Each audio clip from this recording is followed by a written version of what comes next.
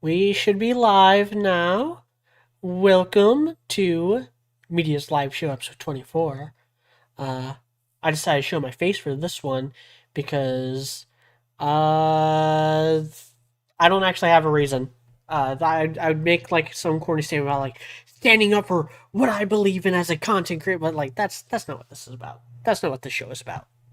Uh, Truth is, I didn't want to take the time to pull a bunch of screenshots to use as a slideshow this time. I spent a lot of time doing that last week for the Star Wars Visions show, and didn't like it. Didn't like putting it together. Didn't like. I enjoyed that show though. I enjoyed Star Wars Visions. I enjoyed talking about it. Um, but for something like this, I'd rather just let my face do some of the work for me. Uh, Manticora's said, welcome to the show, by the way. Huh? Fixing RWBY needs defense? Not really. I just wanted to throw my hat into the ring. And I just really wanted to talk about it and also talk about the whole nature of rewrites, reboots, fixings, fan projects. I just really want to talk about that stuff. Actually, this was kind of a not necessarily last minute. I made the decision last night on what today's show is going to be about. Originally, I was going to talk a lot about Has Been Hotel. That was the original plan, was to talk about Has Been Hotel season 2 because we're halfway through it now. There's a lot of theories, a lot of reveals that have happened. Um, I've been enjoying it. Has Been Hotel is. Well, we'll just jump into it because I do want to talk about Has Been Hotel for just a minute. Um, but they're doing this thing where they're releasing 2 episodes a week. And so in 2 weeks, Has Been Hotel season 2 is going to be over.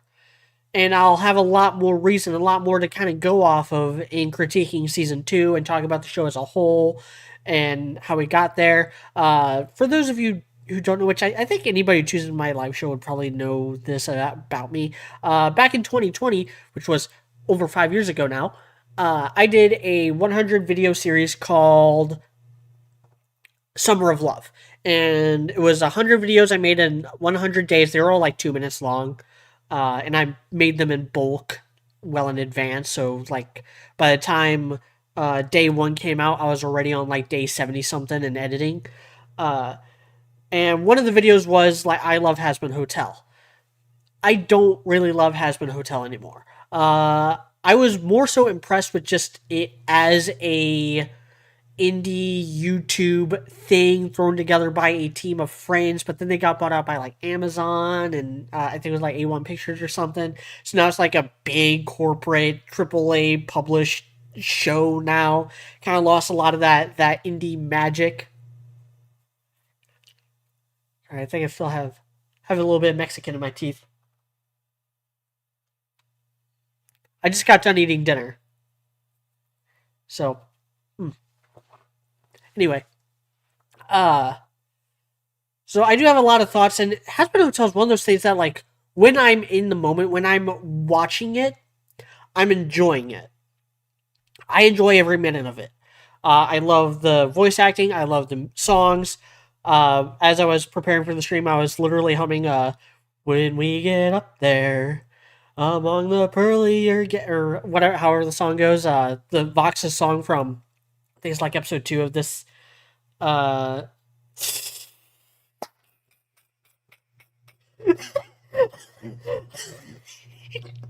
Yes, Metacoros, I eat Mexicans. You are what you eat. In which case I would be Danish? Mostly Danish, apparently. A little bit Irish, German. Um, anyway, but as soon as I turn Has Been Hotel off and I think about it, the more I'm like, man, this show kind of sucks. It's kind of like the inverse of RWBY, where when I'm watching RWBY, I'm like, man, fuck this show, fuck Blake, fuck Yang. They're all stupid and I hate them. But then when I think about like, you know what? RWBY's a good show. I like it. Whereas Hazbin Hotel is the exact opposite. We're like, man, I'm enjoying it. I love these songs. I love these characters. I love this world. Then I think about it for a second, like, where do they go if they die a second time? It's never explained. Like the whole concept of hell being overpopulated is really bizarre. Doesn't make a whole lot of sense. And it makes even less sense now that we know that the exterminations have only been going on for like 7 years.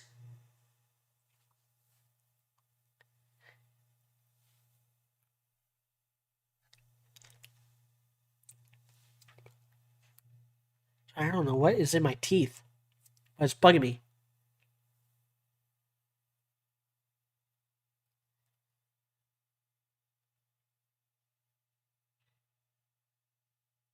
Hmm.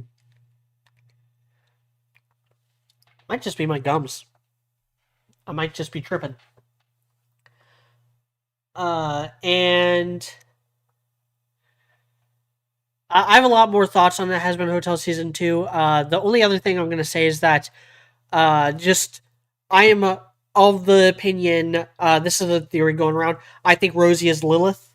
If she's not Lilith, she's somebody else. She's not a normal sinner. Um, so I just want to throw that opinion, that theory out there. That like I subscribe to that theory. Because what we learned about Alistair in the newest episode, it makes a lot. It's the only thing that makes sense. Like, it doesn't make any sense for Alistair to be simultaneously the strongest sinner in all of hell, but also a slave to one of the other overlord sinners. But yeah, that's all I want to say about Has Been Hotel for now. Again, in 2 weeks when it's over, I'll have a lot more thoughts. I'll spend a lot larger chunk of the live show talking about Has Been Hotel. I also want to briefly talk about My Hero Academia because I do that every week. The episode was fine. The whole plan with like trying to fire One for All into Shigaraki is really silly, but I really like the emphasis that this episode put on the supporting cast and how it's building off this juxtaposition between All Might and Deku, where All Might made people believe that like everything was going to be okay, everything was going to be fine, and then it wasn't. Because as we know, All Might can't save everyone. All Might couldn't save everyone. All Might couldn't be there for Tinko Shimura. And because he wasn't able to be there for Tinko Shimura, Tamura Shigaraki was able to be created. Uh, and whereas you have like Lady Nagant and Kaminari and La Brava and Eri and Koda and all these other people that Deku has affected throughout the story being like, I really want to have faith in him. I really want to just cheer him on, but I'm worried. Like Kaminari like breaks down crying, being like, "Does the fact that I'm worried mean I don't have faith in him?" Like, oh, those are two very different things. Dinky, like Dinky Kaminari is such a good character. Like him, Jiro, and Sero are so slept on in MHA. They're three of my favorite characters, and they don't get any love. Um, but this was probably still the weakest episode of the season so far. There's a lot of slideshow type stuff.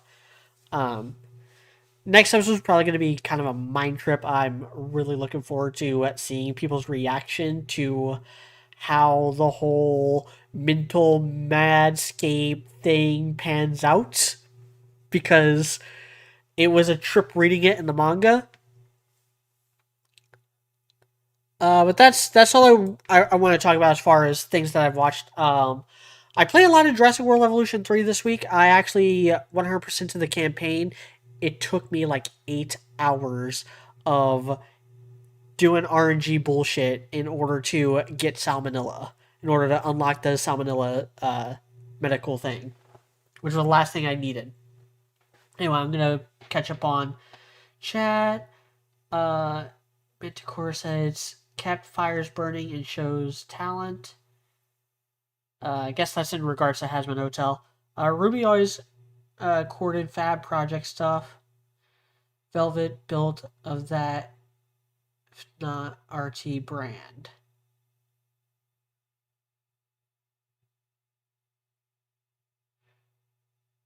Dude, what the heck is in the chat?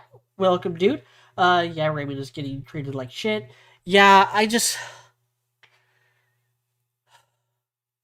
I have kind of a script because I kind of wanted to do this as a video, but then I decided that it wasn't worth the time it would take to edit, and that would be just be better to do it in a live show. Ooh, that is not the right doc. That is my smut doc. I don't actually have one. I'm joking. Uh, yeah. So fixing Ruby. It started a fire within the fandom for some reason this week. And I usually don't insert myself into drama, but this involves people I consider friends, and is also an excuse to actually make a video and talk about, uh, all the stuff I talked about or all the stuff I mentioned at the start of the stream. Rewrites, fixings, fan fictions, reboots. Uh, so I'm stepping up to the plate. I got my cardinal hat. It's actually a Sinosauropteryx shirt. It's kind of faded. I just got this shirt a few months ago, and the printing is already faded, and I'm very sad about that. Sinosauropteryx is one of my favorite dinosaurs, and I am very, very upset that he is not in Jurassic World Evolution 3, and that I will have to pay for him again, just like I had to with Jurassic World Evolution 2. Then for those of you, anybody who watches my show surely already knows this. Fixing RWBY, it's a fan project directed by Raymond over at Celtic Phoenix Productions. Raymond is a friend of the channel. He has been on the podcast several times. He's, I think he actually holds the record for most guest appearances outside of like what I would consider like main cast members. The main cast members being like me, Dude, High Powered, then Coop, Robert, and Sock. The 6 people who have chibis. Those are the main cast members. Outside of those 6, I think Raymond has the most appearances. He's been on it like 4 times, 3 or 4 times, because he was on during the Volume 6 premiere, the Volume 6 finale. He actually talked about the Volume 6 soundtrack with us. And I feel like there was one other time that he was on the show, but I can't think of it. But yeah, and me and him, we share memes and art. Like we're in a group chat along with the Floof artist and Kitty Kirishima, and it's where most of my Discord notifications come from.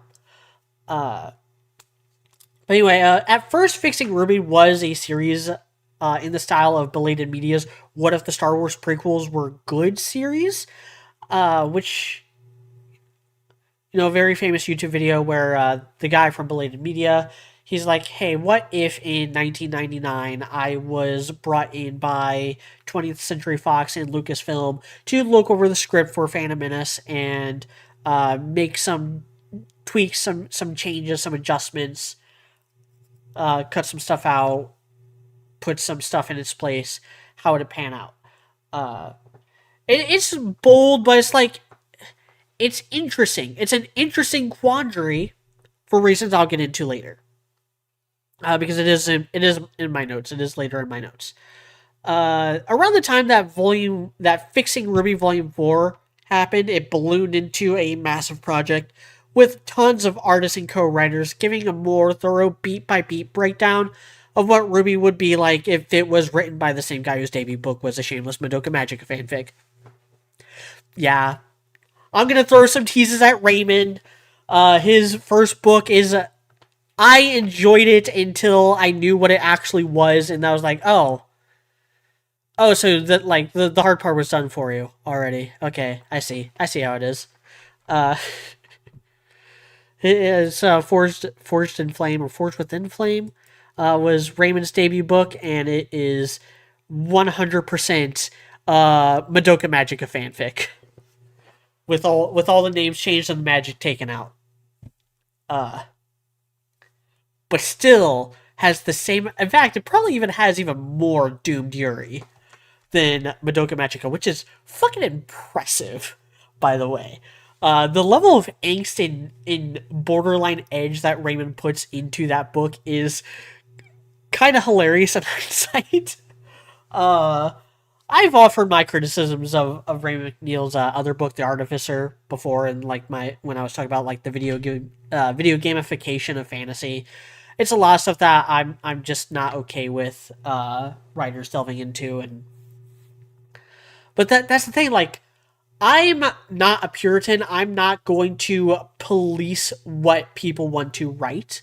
I am always going to encourage people to like do what they want, follow their instincts, and let others be the judge of its quality. Like, I'll judge the quality of things that I directly consume. I will not judge the quality of things that I don't. And I'm not going to judge the quality based on hearsay and Tumblr posts and Twitter posts and things that could very easily be construed as misrepresentations of someone's artistic endeavors. And that's where a lot of the hate for Fixing RWBY comes in. A lot of the hate for Fixing RWBY comes from people who have not watched Fixing RWBY and only go off of what's the Reddit and Tumblr and Twitter and fucking whatever else says about it. And a lot of times they just straight up fucking lie.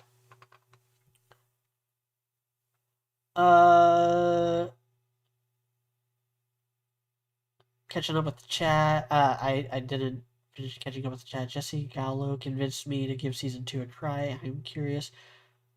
What do with Abel? Yeah, I'm not sure what they're doing with Abel and Has Been Hotel. Bladefer said, I'm only on episode 20 of the season, so I don't know full context of the episode in question. The metaphor writes too much of stuff. BA said 90% Fixing RWBY hate is about the name. I will never understand why Celtic did not just change the name before it was too late. It was too late by the time he uploaded the first video, back when it was still just an essay series. And if I have time today, I'll actually kind of go back and watch that and kind of like commentate on it, because I think that would be a fun thing to do. It's kind of something I've wanted to do for a while now. Go back to the old Fixing RWBY videos and offer my own, direct criticisms or compliments to Raymond's work.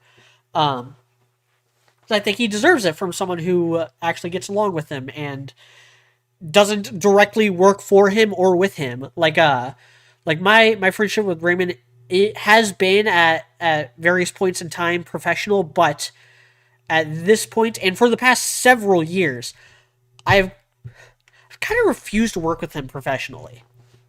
And it's not because I have anything against him, it's actually the opposite.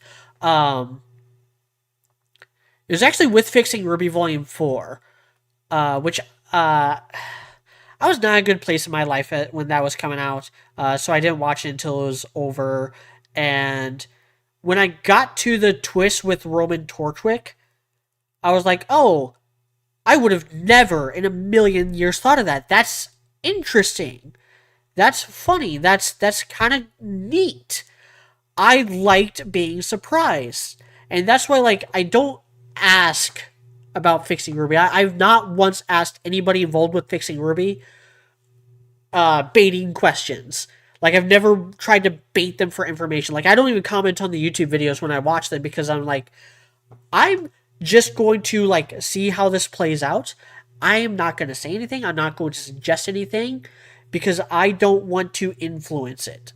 I want it to be Raymond's thing. And if I decide that I want to do a Fixing RWBY rendition, or continue my, like, what if RWBY was good, or do my own rewrite or reboot or remake or reimagining through novel form or whatever, I'll do that. And I will do that to the best of my ability without really considering what Raymond did in his thing. Because both things can exist. And that's where, like, the hate makes no sense to me. Because it's not like this is replacing RWBY. It's not like this is getting rid of the canon show. The canon show still exists. And if you like it, which I do, that's fine.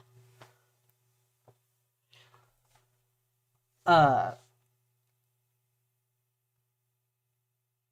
what the heck? Yeah, I was going to say it's mainly the name. People see that someone thinks RWBY needs fixing and they get mad immediately. Yeah, there's that. I mean the a whole like fixing thing is always going to like rub people the wrong way, especially if it's something that has legitimate, genuine fans. Like I remember when Belated Media did his "What if the Star Wars prequels were good?" He got a lot of praise because the prequels were still like very much in their hated period where a lot of people hated them. But there were people who did like the prequels that gave Belated Media hate for his suggestions. Uh,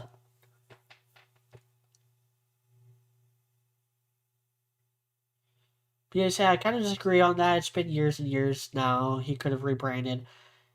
Yeah, Fruby's a good name though. Like Fruby as like an acronym, the FRWBY. It's fine.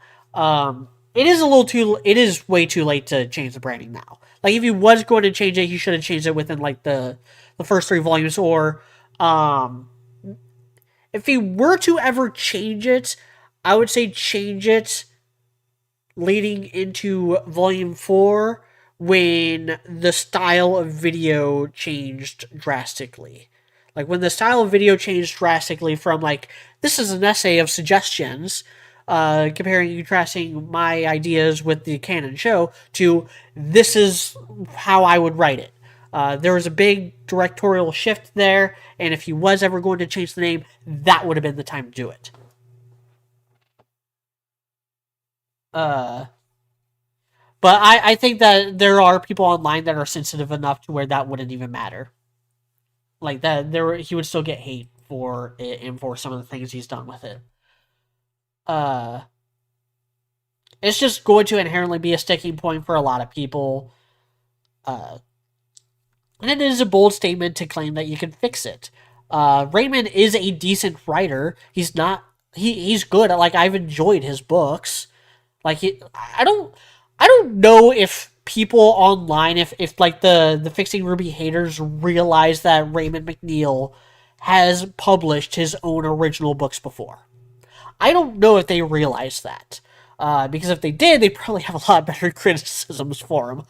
Uh, they probably wouldn't have to go into the fucking fanfics that he commissioned back when he was in like high school or got commissioned to do when he was in like high school, early college. Like it's just so ridiculous, so ridiculous. Or getting like pinned for jokes that Fat Man Falling made. That was another part of the post. I actually have that Tumblr post pulled up in the tab because I plan on kind of going through some of these and not necessarily debunking the points because I don't have an encyclopedic memory of everything Raymond has done with Fixing RWBY.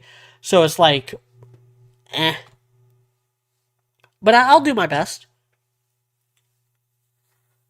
Uh,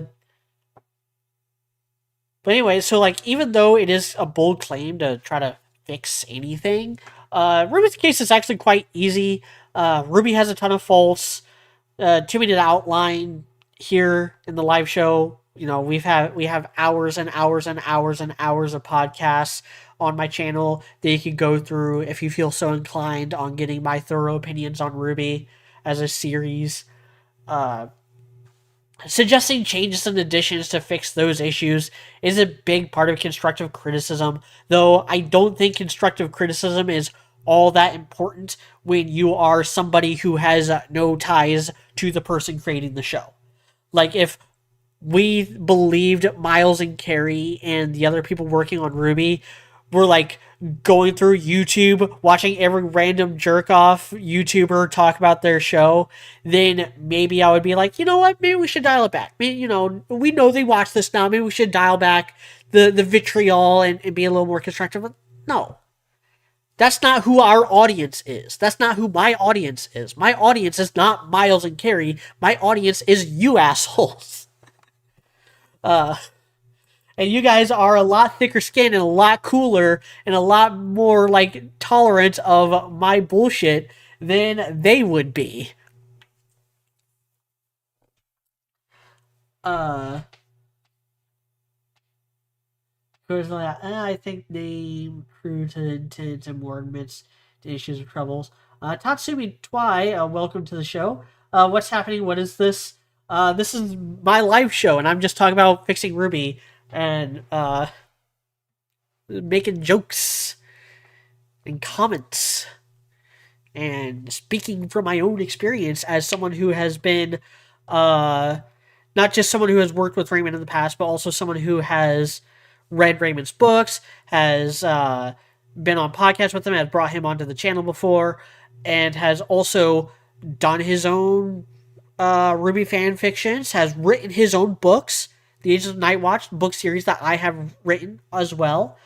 And I've written a lot of RWBY fan fictions. I'm the guy who wrote the RWBY On series, which all in all was like 1.5 million words throughout the series. You had RWBY on Veil, Stark Tales of the Old Huntsman, RWBY on Happily Ever After, RWBY on War, RWBY on Destiny, RWBY on Human, RWBY on the Sea, RWBY on Generations, RWBY on Home, RWBY on Origins, All That Matters, as well as a couple other RWBY fan fictions that aren't canon to RWBY on. So, but to answer your question about a quick time recap, other than what I just ranted about, the Fixing RWBY has come under fire lately because of things that have happened in Fixing RWBY Volume 7. I'll get to those later. I haven't actually gotten to that part yet. Because creativity is a process. And it's one that we fans are not privy to. I kind of already spoke about that, about how, I'm not involved with Fixing RWBY. I was involved very briefly for Fixing RWBY Volume 3, where I helped kind of come up with ideas for what the Vital Festival would be like. That was my only contribution to Fixing RWBY. I might have also suggested some of the direction for the outfits or something.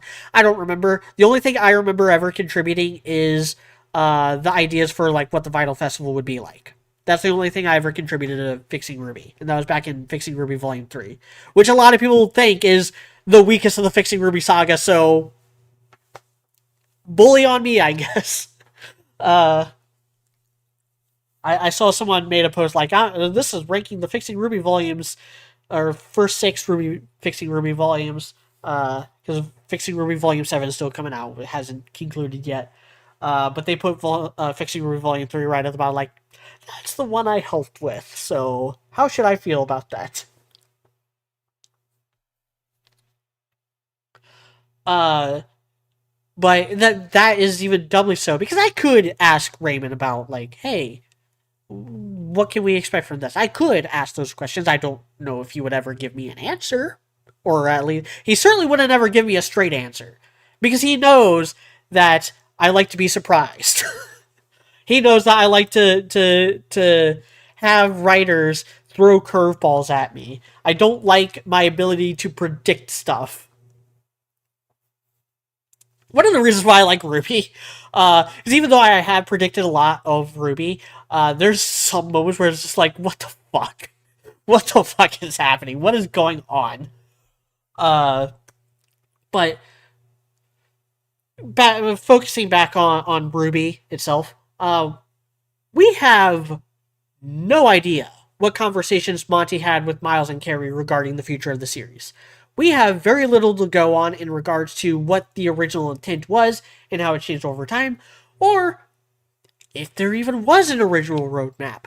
They keep saying there was an original roadmap and that they've been sticking to it, but do we believe them?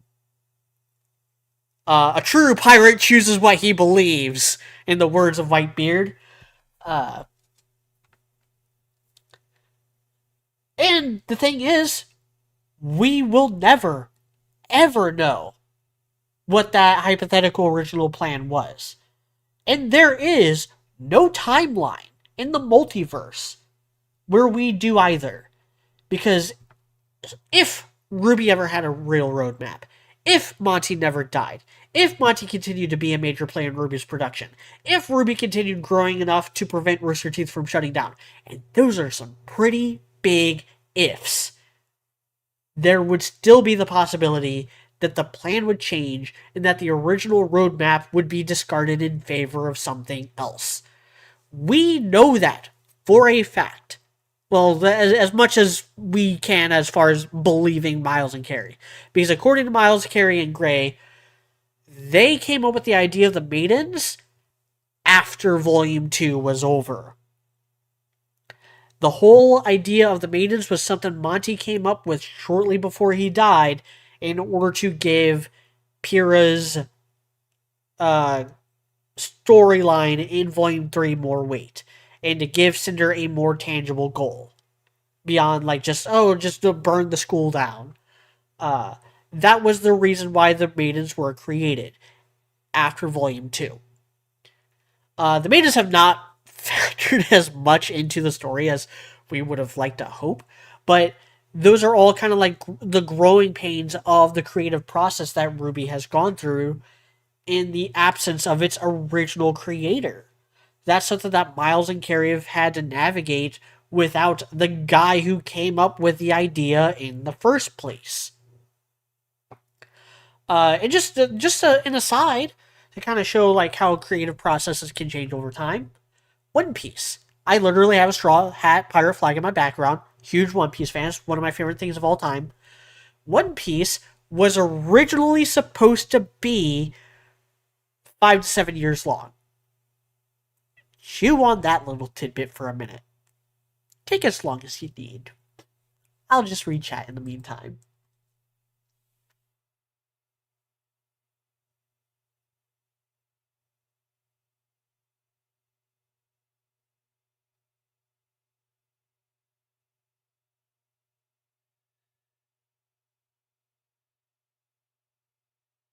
Fuck Rick Sarts, that's good. Rick Sarts said, what would it be called? RWBY Rebirth? Get it? Because Phoenix? That's fucking good. I'm stealing that.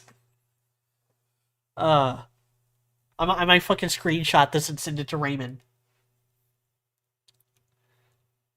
In fact, you know what? That's exactly what I'm gonna do. Hold on.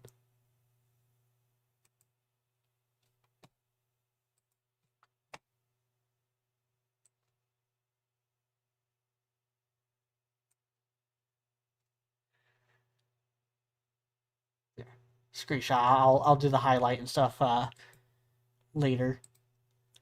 Just want to save that. Wanted to save that for posterity, because that's good. Rickstar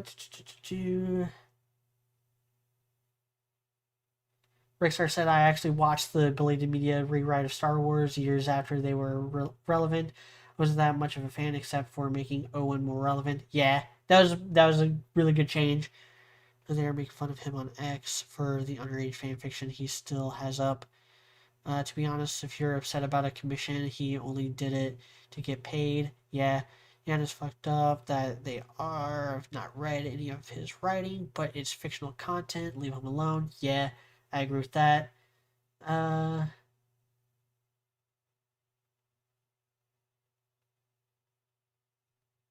know some of these are things I already read. Just kind of skimming through it.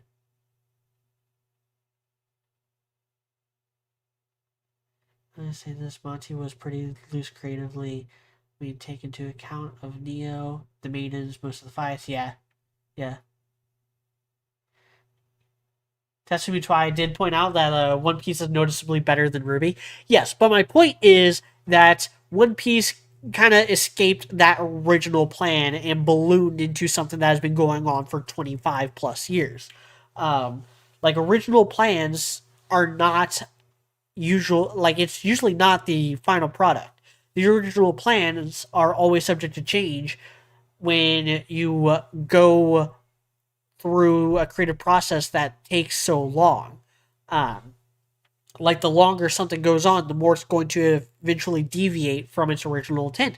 Fixing RWBY is another example of that, where it's supposed to just be minor tweaks and stuff, and then those minor tweaks ballooned into bigger and bigger and bigger changes. And then when he made the decision to make Roman the new Ozpin, it completely changed the direction Ruby was going to have.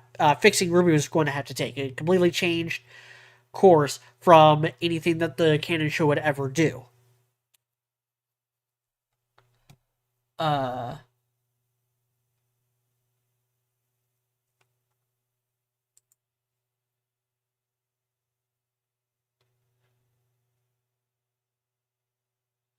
yeah, all us fans can really do is speculate, make assumptions, and if so inspired, make our own version. And whether we're writing fan fictions or doing full blown rewrites or offering criticism to the canon series, all we can do is follow our own instincts, forged from our lived experience and galvanized by our media experience. As an example, I've talked about this on the podcast before. I have a lot of problems with the way Yang is written in the first 2 and 3 most recent volumes. Those criticisms stem from the fact that I have an older half sister. And because because the situation that Ruby and Yang grew up in is something that hits so close to home for me, is something that has basically like lifted the blinders off me so that I can actually like sniff out the bullshit a lot better on that plot line. A lot of people, they don't know what it's actually like for people.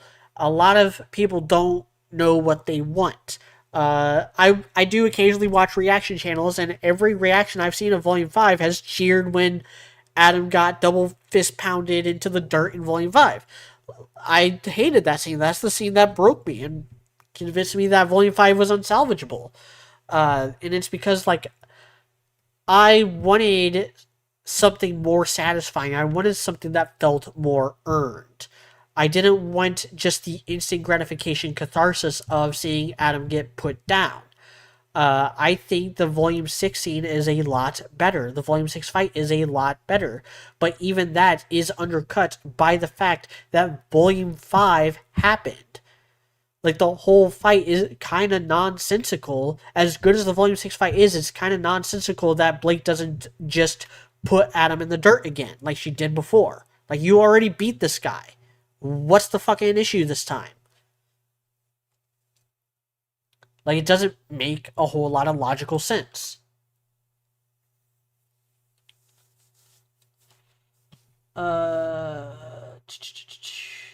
Truthfully, it's more of a rough outline. That's why it was changing, because they write as they went on to an extent.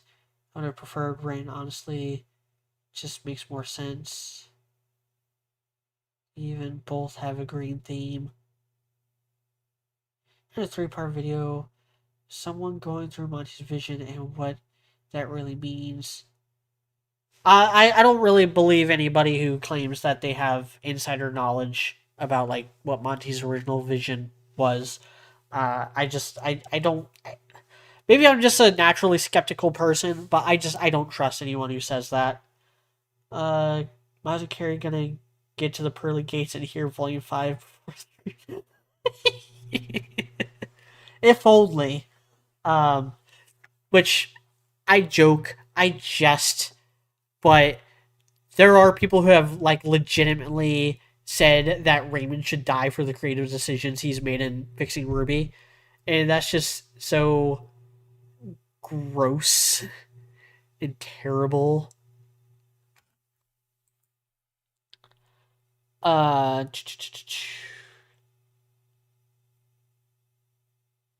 But anyway, kind of back on the Yang thing. That is a big reason why Yang was on my worst character list when we did that podcast. She was, I think, number 3 on my 5 worst character list. And to everyone's surprise, or at least my co-host surprise, Blake wasn't on my list, despite all this slander, the fucking anti-Blake agenda. I was doing an anti-Blake agenda before the agenda posting was a thing. I was slandering her. But I've kind of come around on Blake. Like, the Blake in the past 3 volumes has been fine. And in fact, it's kind of funny in a fucked up way that The more I like Blake, the less I like Yang. I don't know why. It just happened. It just happened that way. Like the more Blake became tolerable and funny, the more I'm like, God damn it, Yang is such a bitch. She's a bitch to Ren for no goddamn reason. She completely ignores like Ruby in Volume 9, and in between those 2 points, uh it's just it's so frustrating.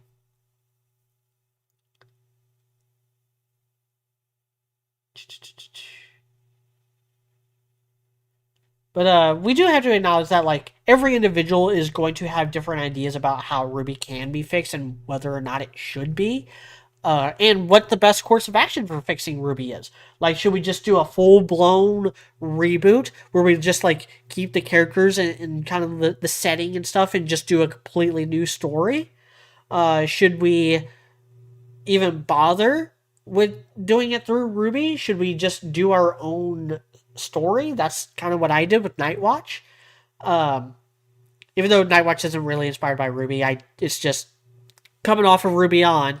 Nightwatch was the next thing that I started working on, and that's now like my main novel series. Uh, and there does come a point where the time and resources may be better spent working on your own original creation. But if that's not what you want to do, then you don't have to do it. Nobody is forcing you to do anything. Nobody is forcing you to watch Fixing RWBY. Nobody is forcing you to watch Ruby. At least I'm not. No, I don't have a gun to point at people's head like, you better watch the show I like. I'm not going to do that. I have better things to do with my time. Write what you want to write. Like what you want to like. Hate what you want to hate. I ain't going to stop you.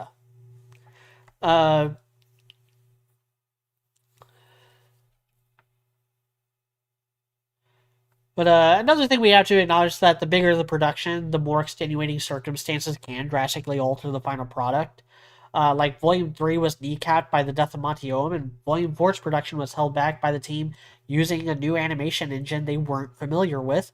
And Volume 5's production problems were very well documented. A lot of resources that should have been going towards Ruby were being spread thin to Rooster Teeth's other projects that probably shouldn't have existed. And all of RWBY is dragged down by its production schedule, its relatively small development team, and limited budget. All of which are things Raymond and the Fixing RWBY crew don't really have to consider. So there's that too. Like that is a legitimate criticism of Fixing RWBY. Like, okay, you're like paying lip service. And Raymond does pay lip service to this to his credit. He does pay lip service to this. Like, hey, I understand that there's limited screen time or whatever, but hopefully that these changes I did early on would make Ruby better and therefore more like popular and successful, which would then validate an even larger budget than what the show got in reality. But those are all like hypotheticals. But then again, the whole thing is a hypothetical of like, what if Raymond McNeil was part of the RWBY production team? That's the whole premise of the video series. So like he doesn't have to consider those things because it's all a hypothetical anyway. But that kind of bringing it back to Fixing RWBY itself. I am not Raymond McNeil. If I were to ever undertake something like this, which I have been tempted to, if you badger me enough, I might do my own spin on it. The case in point again is Roman Torchwick. Like, I would have never thought to do that. And if I was doing like a Fixing RWBY thing and someone suggested, hey, you should bring Torchwick back as the new Ozpin, I would have laughed that idea right back into the garbage bin where it belongs, in my opinion. I would have much rather it be Crow or Jean, or just do the extra work to make Oscar interesting. Like I said before, I like to feel surprised. I have enjoyed Furby's Ozpinification of Roman Torchwick, But even then, it's still not something I would ever be tempted to do in my own hypothetical rewrite that totally doesn't already exist. Uh, there's a lot of things that Raymond does that I simply wouldn't do. One of the most oft-cited criticisms of RWBY is the faunus heat cycle thing. This is thankfully a background detail that doesn't come up much and is only really used to give regular humans a reason to be grossed out by faunus, whatever. It's still one of those things that was probably left unexplored and unmentioned. It's better to just not think about it at all. Like the fact that Blake has two sets of ears. Just don't think about it. It's not worth the effort of thought. I do stand by Raymond's decision to do what he wants with his production team and with his resources on his channel, but I wouldn't have done that. I would have done things differently. Same with cutting Yang's hair, or making Vernal into Raven Jr., or a dozen other details Raymond has put in that don't gel with my own writing sensibilities. Even though, like, Raymond and I, our tastes do overlap a lot, and our interests overlap a lot, and our beliefs overlap a lot. It's a lot of things that we've bonded over the years. Our writing sensibilities couldn't be any different. He is a lot more. What is a good word? Mimi. He is a lot more irreverent in his writing. He gets quite a bit edgier. At least in Force Within Flames. And he does a lot of like tongue in cheek, kind of like what's the word I'm looking for? What's the word I'm looking for? Pop culture-y. A lot of like reference humor, a lot of meme humor, at least in the Artificer. A lot of things. There's a lot of things in Raymond's writing that are like major tropes in fan fiction. That are relegated to fan fiction because for a long time, actual publishers wouldn't take such things sardonic. Thank you, Tatsuki Twilight. It's very sardonic. A lot more sardonic than I would be comfortable writing. The faunus heat cycle is part of that. Like, the faunus heat cycle, like, that is a major trope in fucking, like, fan fictions. Like, the faunus heat, or anything that is furry. Like, the whole furry community is all about stuff like that. I am not a furry.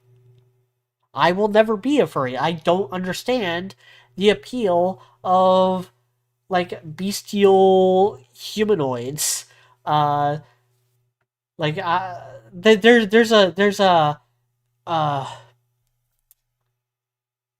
there's a spectrum to furries. I am very much on the far side of not being a furry. And so I never enjoyed reading like Faunus Heat Cycle RWBY fanfics or anything like that. I just wouldn't do it. And that would be my own creative decision. Just like my creative decision to not use the word boobs in Night Watch. Like that is I actually have that in my notes.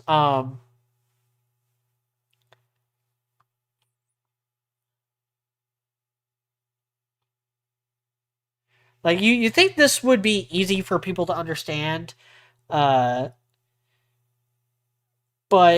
because this is like a glorified fan fiction at the end of the day, but people are so mad about it in a way that defies all logic. Like people just hate RWBY, and a lot of the points they criticize are gross misrepresentation of RWBY's content. Like saying it sexualizes characters, not really. It doesn't do anything that your average high school rom-com wouldn't. It's actually better in RWBY because, not that the age of fictional characters matter, But the cast of RWBY are college aged. The whole reason the bulk of the cast is 17 at the start of the series is because 17 is the age of consent in Texas where RWBY was originally created. And even if that wasn't the case, teenagers do, on occasion, get caught up in sexually tense situations, ignoring the simple fact that teenagers do have the capacity to be horny. In order to levy criticism at someone's story is disingenuous, dishonest, and frankly disgusting. If you want to make a story with teenagers where everything is modest and as sanitized as a Puritan Sunday school lesson, that's your prerogative. And I would even defend that choice. My book series, The Agents of Night Watch, links in the description as always, is geared towards adult. Bitch, bastard, shit, ass, damn it, even a few fucks are spoken into the pages of my book series. But you want to know what word I was refraining from using? Boobs. Why? Because I thought it an interesting creative decision and a fulfilling challenge to have so many female characters at the forefront of the series without ever once using the word boobs. Also, boobs is just kind of a funny word, and it's one of those words that, like, when I see it in a serious book, it just completely derails me. I don't know why. Uh, Manticore said either don't expand cast at key point, Neo Roman survival was a little too much, or make the additional better execution. Yeah, there's actually non-furry heat stuff too. There was an entire legal suit of a smut romance author trying to copyright that as her thing, and then I remember that. I remember hearing about that. I had no idea what it was about, but I do remember hearing about like an author trying to copyright some trope or whatever and claiming that like they came up with it. Like that was so bizarre. I remember when that happened. That was like 6, 7 years ago, something like that. About like a Omegaverse stuff. I think like Lindsay Ellis covered it. Uh, yeah. So I'm gonna actually read a little excerpt from my book,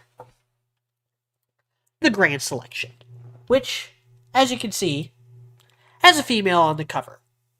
That is supposed to be Eliza Alcius, the book's deuteragonist. There's a bit in here where I wanted to get creative with some things. Was it this one or was it this one? It was this one. It was this chapter. Couldn't remember if it was chapter 5 or 7.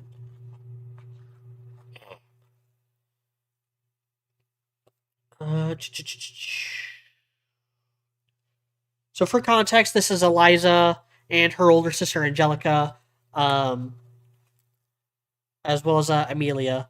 Amelia is Eliza's like battle partner, and if you ship them, then I will um, be happy for you, I guess.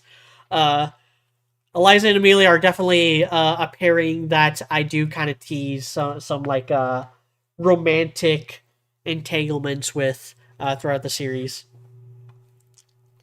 even though it is canonically way more platonic than that. But like I want my readers to have fun with reading my books. I want them to have a good time.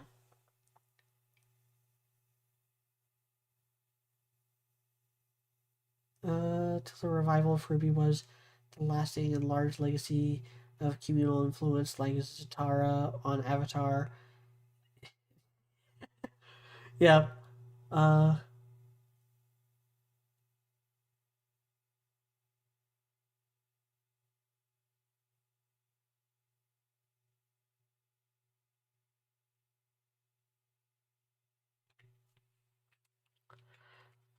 so I'm choosing on where to kind of start this little passage.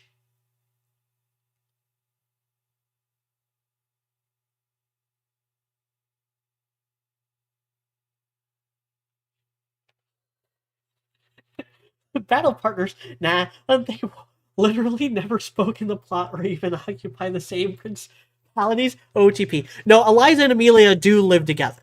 Like, they live together along with Eliza's employee, or technically is her father's employee, who's kind of like a butler. Uh,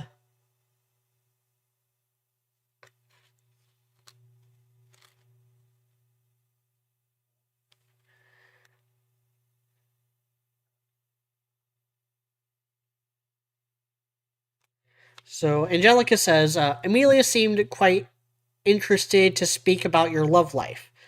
Uh, Eliza says, she's just being silly. Amelia, Angelica switched back to English, is Eliza talking to any boys? She's denying it, but she's also blushing. I'm not talking to any boys, I swear, Eliza huffed and flailed. There's just this dumb boy who has shown interest in me, referring to Oliver, the main character of the series. I promised to protect him when he was getting hunted down by a vampire, and Amelia has been teasing me ever since.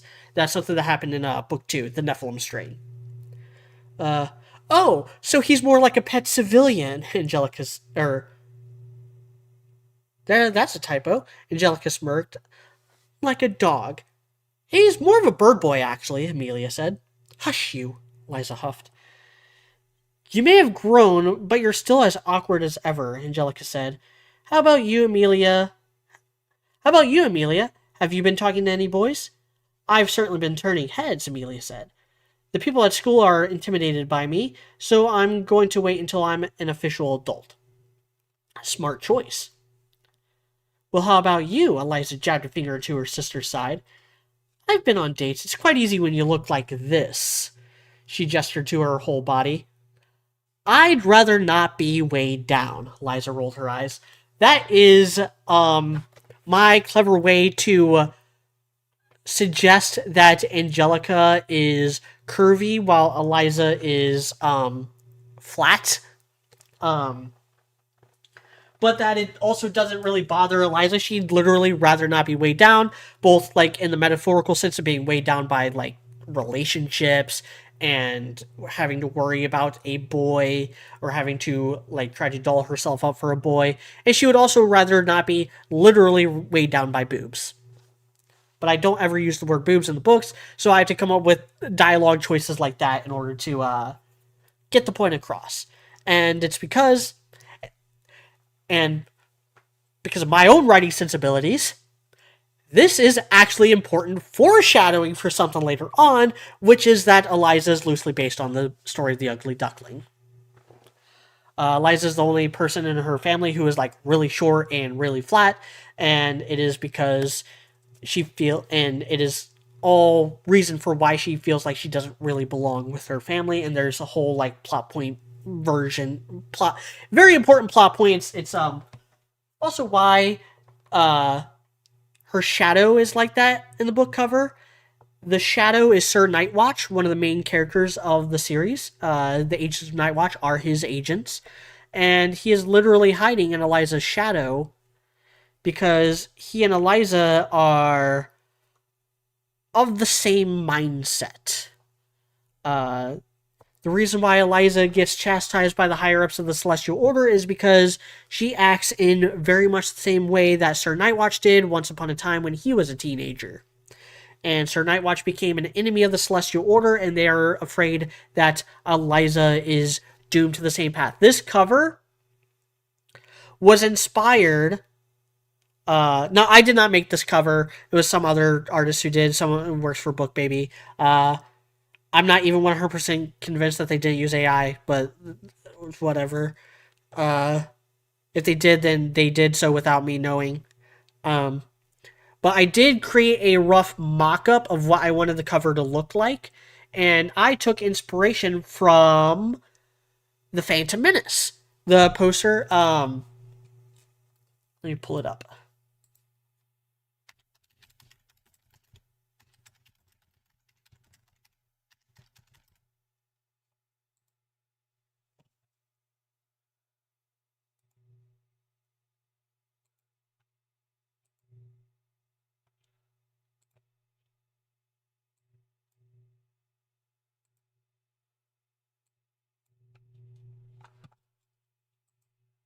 this this poster from the Phantom Menace with little Anakin and then Darth Vader in his shadow, showing like what he is destined and doomed to become. I wanted to invoke the same feeling with the cover of the Grand Selection.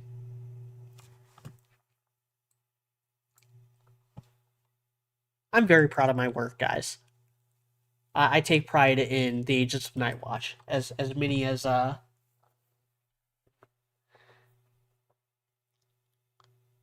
yeah, making me appreciate the necessities and word choice, descriptions of bodies. Yeah, that sounds like it would work better as a physical comedy, not to throw shade. Just I'm imagining a smug bounce followed by a Miss Kobayashi. Yeah, yeah. I do my best to try to replicate that in prose, but prose is a very different medium than animation, and so it's sometimes difficult to get that across. Uh, and my mind works very visually. Uh, like I picture it as a set of moving images. Schrodinger's AI, yeah, a little bit. I really love that poster. I know Kid Annie wasn't a popular choice, but damn, it hits really hard. I love that poster. I actually had that as a kid.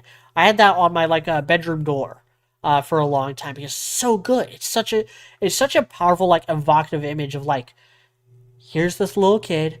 This is the monster he's going to become. What the fuck?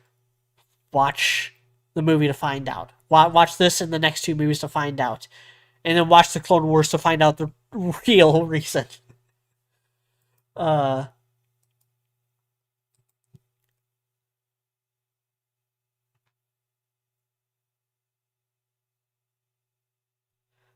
but getting back to some of the points, like I've seen people complain about Fixing RWBY being misogynistic, which how? I got nothing. I can't fathom how anyone can see something that puts so many strong women front and center and accuse it of being misogynistic. I don't believe these people know what misogynistic means, and all their opinions from henceforth should be immediately discarded. This is a level of blatantly, easily disproven stupidity that you don't get to walk back. I'd apologize, except I'm not sorry. Uh, Apparently, this accusation, along with accusations of parroting men's rights activism, uh, it all stems from Adam's portrayal in Fixing RWBY Volume 6, which I'm sorry. I thought making Blake's backstory and her history with Adam more sympathetic was a good thing. It's not like they ever redeem Adam. It's not like they ever redeem a terrorist who tried to kill her parents. That's what the canon show was for. Uh, like they have him like get killed, like cursing them out and stuff like that. Did these people actually watch Fixing Volume 6? And then they'll also complain about how, like, Ilya suffers actual consequences for her act of terrorism and her attempted murder. Like, sorry that being gay isn't an excuse for trying to commit heinous crimes. Ilya, in the canon series, tried to kill Callie, so fuck her and fuck all the fans defending her. And on a similar note, this recent discourse erupted because of the latest installment, which included the assassination of Robin Hill, a character whose biggest contribution to the canonical Volume 7 was stalling the Amity Project and getting Clover killed, and whose only contribution in Volume 8 is being present. She is not an important character.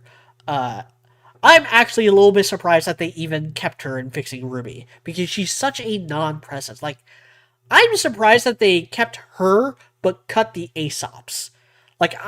That's another thing that, like, I don't think I agree with cutting the Aesops.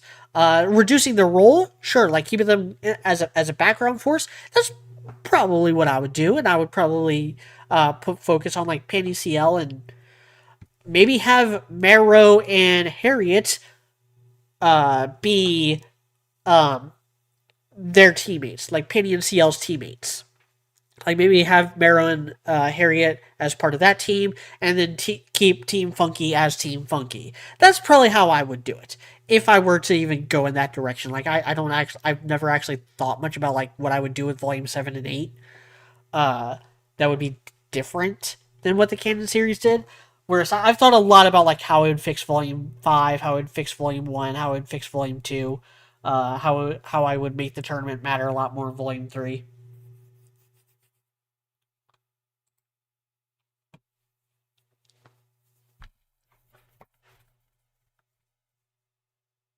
Uh, Behind every evil was a face of innocence. Something my friend told me. That's man. My Hero Academia is so good.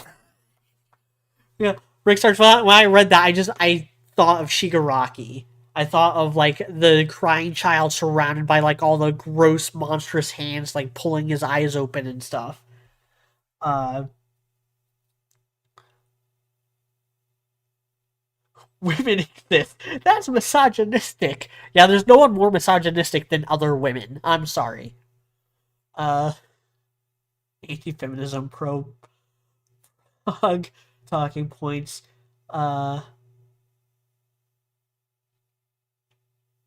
I get why the Aesops were cut, but I still wish they were there. Though I do appreciate CL Flint and Neon being more prominent. I do too. I especially appreciate Flint, um, mostly because he hasn't touched much on the Schnee family stuff yet. He's been he it's teased in the opening with the Weiss, the shot of Weiss with the mirror. Um, I don't know what exactly he's going to do with the Schnee Dust Company going forward. I am looking forward to it, and it's because and that's why like so in Ruby On, I ended up having Weiss and Flint get together. That was one thing that I did not plan for. It just sort of happened. I just ended up. Then there came a point where, for plot purposes, I had to write Weiss and Flint hanging out together with the Winter Maiden, who is a little kid in Ruby on Veil. She's like a little like 8, 9 year old kid in Ruby on Veil, and Team Funky is like tasked with protecting her, and they run into Weiss playing piano, and they have like this really cute moment together. Because like Weiss is musically talented, Flint is musically talented. They both work a lot with Dust, and so they kind of like hit it off when they're it's just them. And then as I was writing Ruby on more and more, I was like, Weiss needs to end up with someone. Who should she end up with? And I played around with like her and Neptune. I played around with her and Flint. I also played around with her and Yang. Like I played around with Yang and Weiss ending up together in Ruby On. But I ended up going with Flint because that was just the more interesting dynamic that I had written, honestly. Actually, the more interesting dynamic I wrote was Weiss and Yang, but only after the heartbreak that came with that. Like Yang and Weiss together was more interesting when they split up.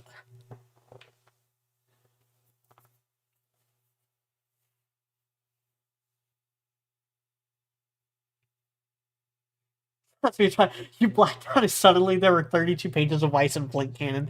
But basically, I don't remember the creative process of Ruby on Veil very well. Like, I remember how it started. I remember the original outline. I don't remember how I came up with that third arc or anything that happened in that third or fourth arc. It just happened. I just blacked out, and suddenly Ruby's banging Jean. Yang is flirting with Blake and Sun at the same time. Weiss is with Flint. Uh, Penny is with my OC, and Cinder is simping for Ruby. just just suddenly happened.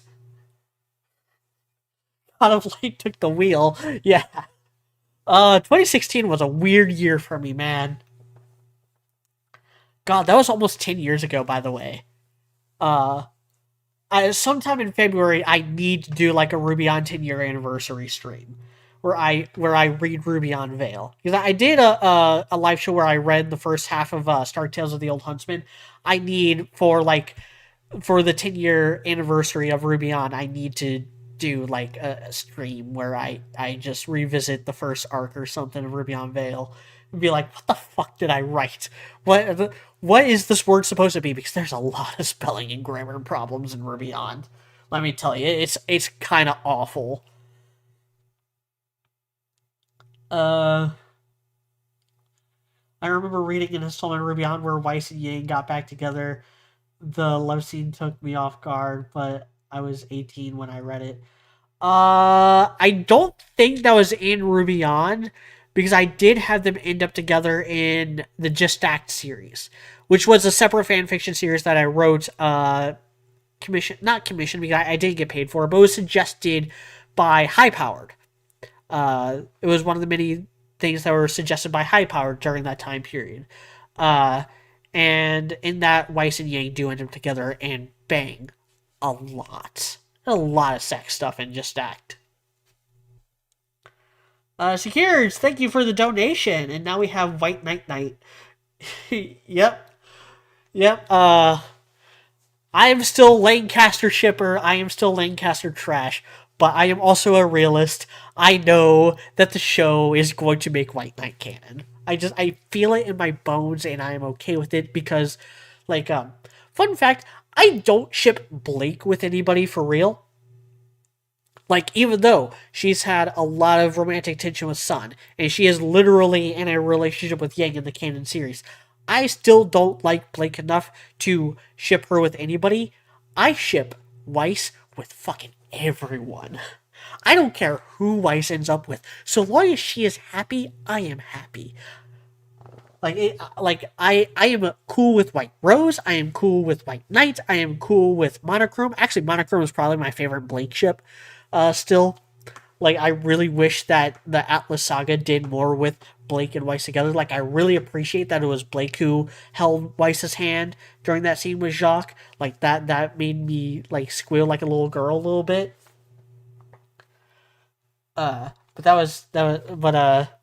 White Knight, man, it hits different now. It hits different in a post Volume 9 world. Because, man, Weiss was thirsty.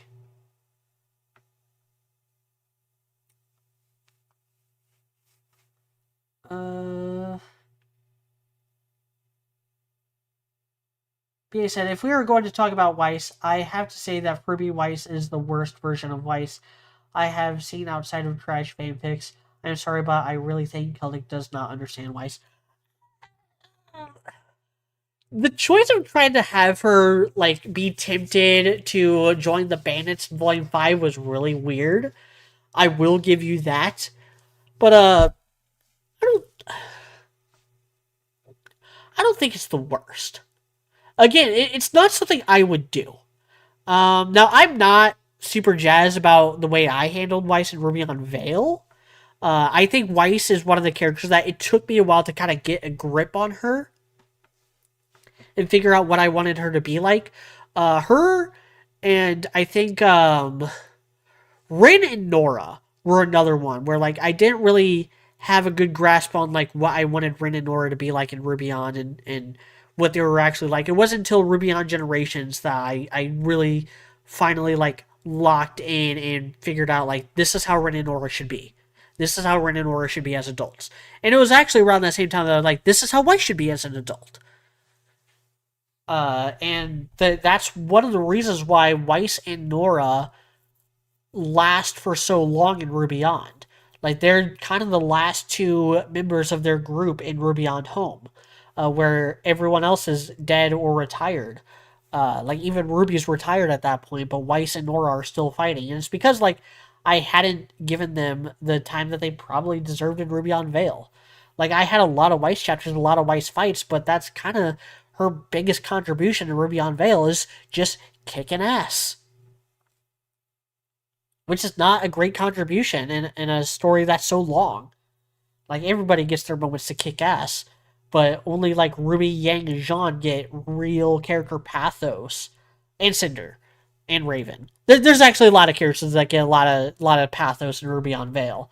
But of the like main group, of the main four, Ruby and Yang get a lot of focus and get a lot of development and get a lot more like emotional things to do, while Blake and Weiss kind of get sidelined a lot of times and get kind of like reduced to background details and lip service.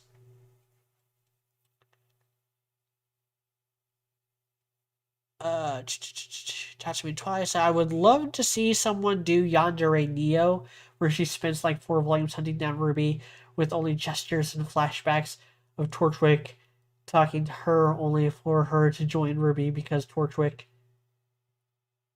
Yeah, maybe. I don't know. Never thought of that. Uh, Taught her to always back the winning side, and from Neo's perspective, killing Torchwick and seriously harming Cinder was the winning side. Okay, yeah, I understand. I get that.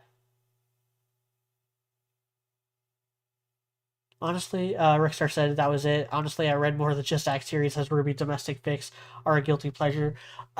Yes, you are not alone in that. Just Act Casually is my most popular work.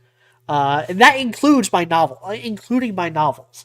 Like, I got a lot more feedback on Just Act Casually than I ever did any of the Ruby on installments and than I did of my Agents of Nightwatch series. Like, Just Act Casually is the most successful thing I've done, and I kind of hate it for it. Blake and Ilya's fine. They're both abusive disaster lesbians. I just don't want her with Sun. He deserves better. Yeah, that's kind of the opinion we kind of came to as a group in our podcast series. Um, where like Blake and Ying deserve each other is kind of the opinion that dude has. Uh, I don't care for White Knight. I think it'll be in poor taste as I feel that indulges Jean too much. See, I disagree with that.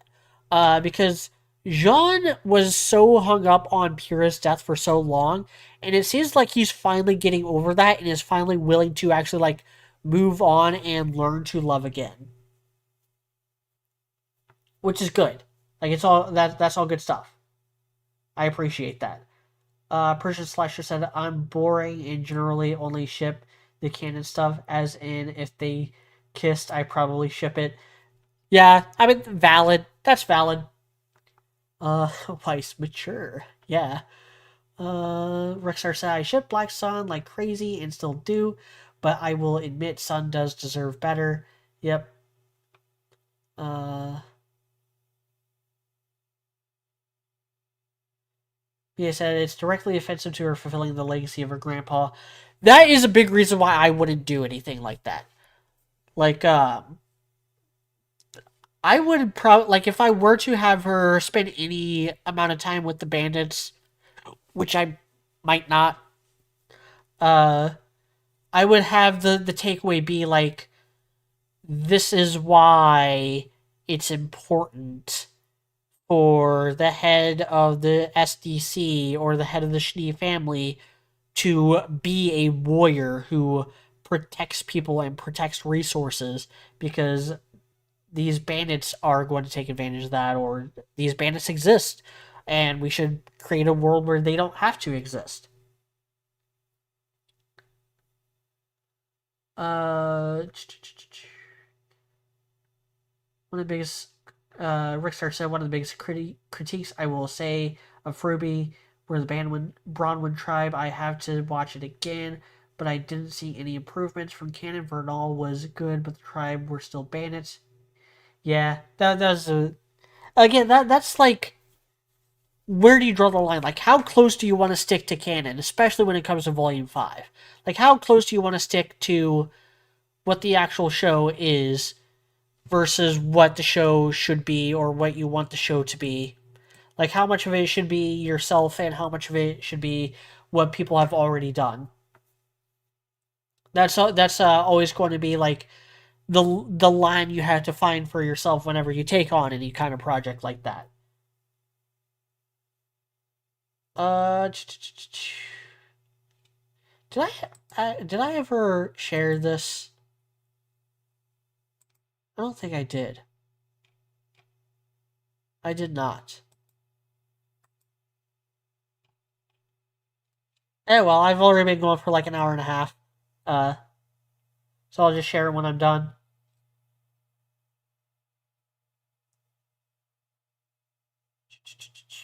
Okay, where was I on the chat?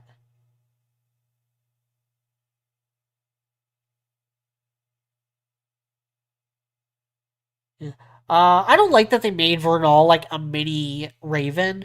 That was something that I did not like in Fixing RWBY Volume 5. Uh, I get that like people don't like Vernal's design. I don't like Vernal's design, but like there's nothing inherently wrong with it. It's not like Blake's long ass coat that she has in Volume 4 or her dumb ass haircut that she has in Volume 7, 8, 9.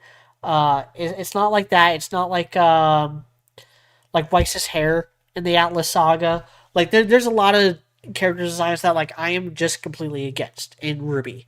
But when it comes to like a character who only has one design, I can't complain about that because that's part of their initial character. Whereas something like Weiss has a very distinct like color palette and attitude and role in the story, and I think her Atlas design goes against that ethos. I think Yang's actually kind of fine. Yang actually has the weakest outfits overall of the four, but like they all kind of hit the same notes. They kind of all have the same problems of being a lot of like browns, which is just not an interesting color for her. And I know that like Blake should wear more purple. Yang should wear more orange. White should wear more white.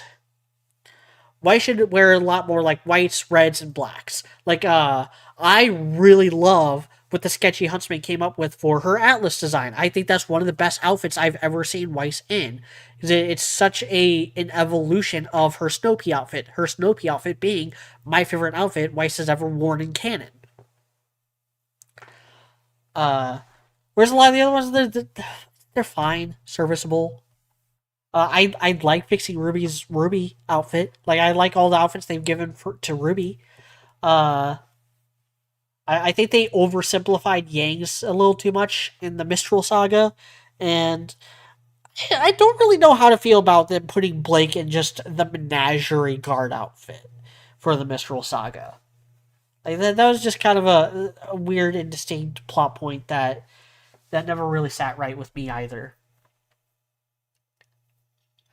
But yeah, basically my point boils down to like Vernal's design is not what was wrong with that character. That they were fixing something that wasn't broken.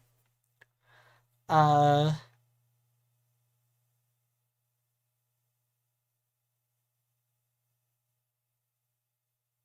you see how she treated Sun for just being a stowaway in Volume 1? Why would she ever consort with actual bandits? Lol. Yeah. But I mean that's character development. That's change. You know, it's given the opportunity to change. No, characters don't have to change to have development. Development is the opportunity for change. Like, are they given the opportunity to change? Because if they are given the opportunity to change and then don't, that speaks to their character. That develops their character.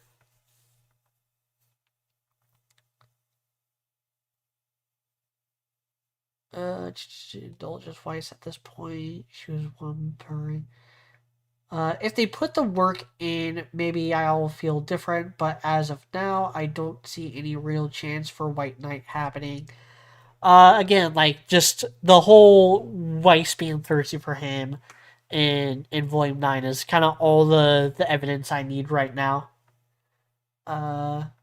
Honestly, the best Jean ship is Arclight, Jean X Jessica Cruz. That was really cute. That was a really cute addition to the Justice League crossover, though it is one that will never be canon. Because it's cross universe shit.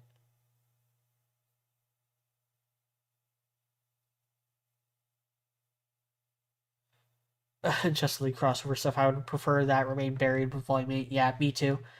Uh, Volume 5 being the Ruby equivalent of the Dark Ages. Yeah, a little bit. Uh,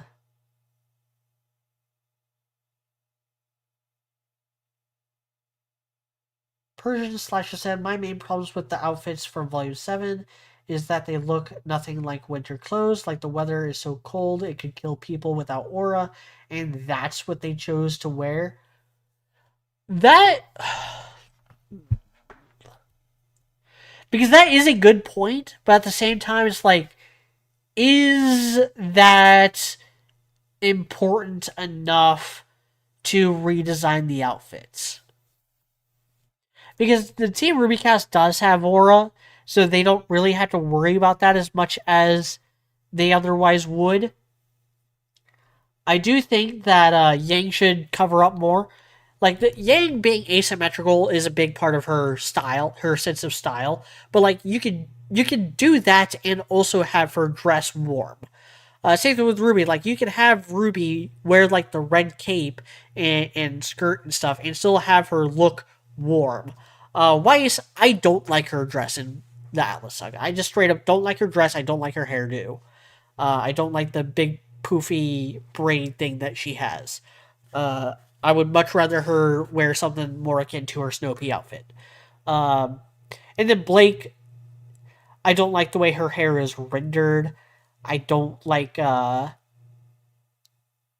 just don't like the white coat. I don't like how they keep putting Blake in white clothes because I just that is just so antithetical to what I think Blake should look like based on like her original outfit. I think they should have doubled down on like the blacks and the purples, like add more purple into it, like Ice Queendom did, with her dream look. Now, granted, she would never look like that in real life because she doesn't have cat paws and a tail, but like something like that outfit is what I would have hoped she wore in the Atlas Saga because it's just a de-evolution of a design.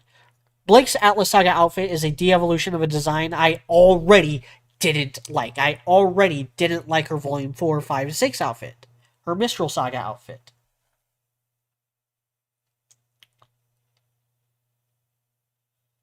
That's good because no DC ships can be canon for more than 2 to 3 seasons before a continuity wipe anyway.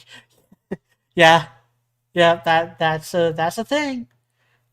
Blade Charge says so monochrome.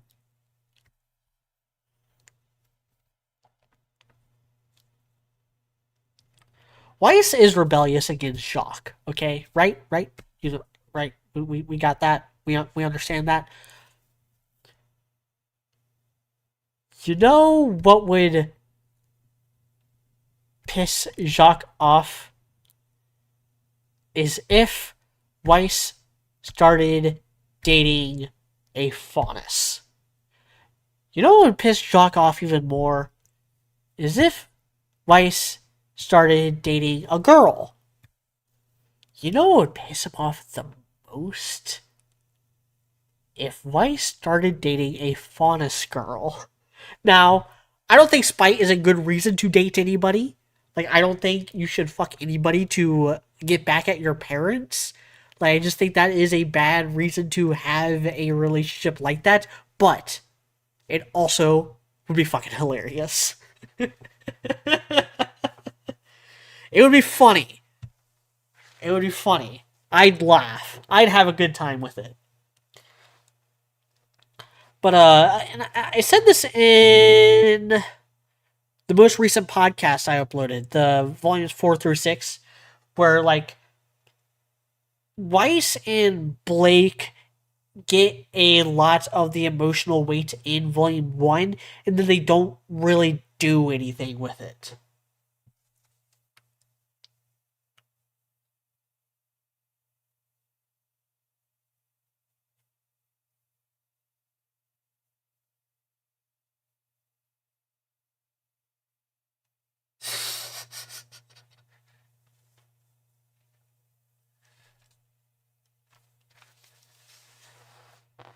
Uh, yeah, that's bad for Weiss's character.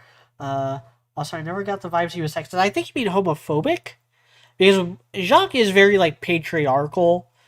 Like people have pointed out the fact that like he kept on having kids until he had a son. That's a thing. Um, he certainly doesn't have a hold women in high regard, but I'm not convinced Jacques holds anyone really in high regard. Like it's he kind of an equal opportunity asshole. Like like in Volume 4 in the party scene where he's like, I pay Faunus the same amount I pay everyone. Like that that may in fact make it worse. Like I pay everyone like dog shit. Am I the bad guy or am I the good guy again? Uh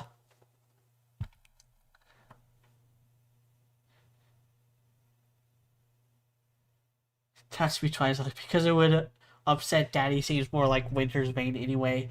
It would be kind of out of character for Weiss. And well, if we're writing fanfics, then what is the defining character? Uh,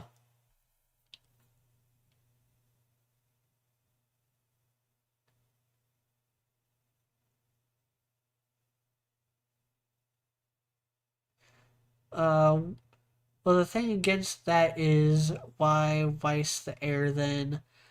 Because Winter was denied because Winter was the firstborn. She was denied her inheritance after she joined the Atlas military or maybe Atlas Academy or somewhere in that nebulous time period. And then Weiss was made the heir until Volume 4.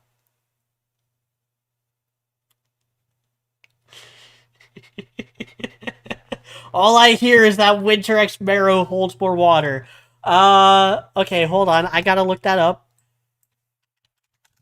Winter X Marrow.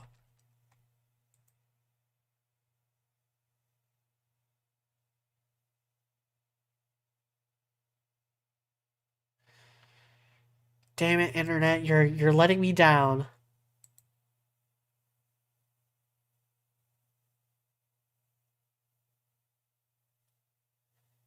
I looked up Winter X Marrow and I got a couple Weiss X Marrow images instead.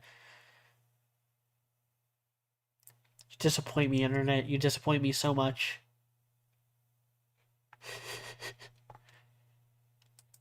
That's the ship I've never thought about, but like, it's funny. I like it. I dig it.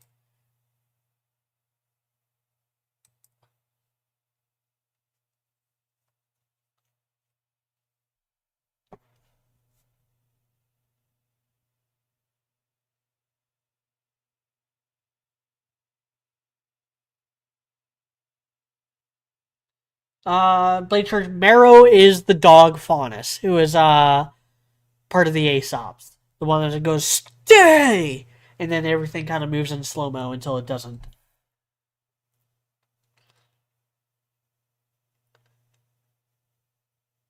PA said, "Well, this is more about if he wanted the son to inherit. He would have just said Whitley was already it." Snow puppies. That's the name of the ship. That's adorable. That's adorable and sounds like a slur. Or slush puppies sound so much worse than snow puppies, and snow puppies already sounded kind of bad in a funny way. Just kind of hit me that we never really got to see Whitley and Winter interact all that much, if ever. No, we didn't. That is a perhaps missed opportunity. Um, we do see them together in the epilogue. We see all three remaining Schnees together in the epilogue. Uh, but that's all like just visuals playing over narration, so we don't really see them interact. Um, yeah, we don't know what the dynamic there is. We don't know what it's like there. Uh, we saw Winter crash out of Jacques once, and that's it. Yeah,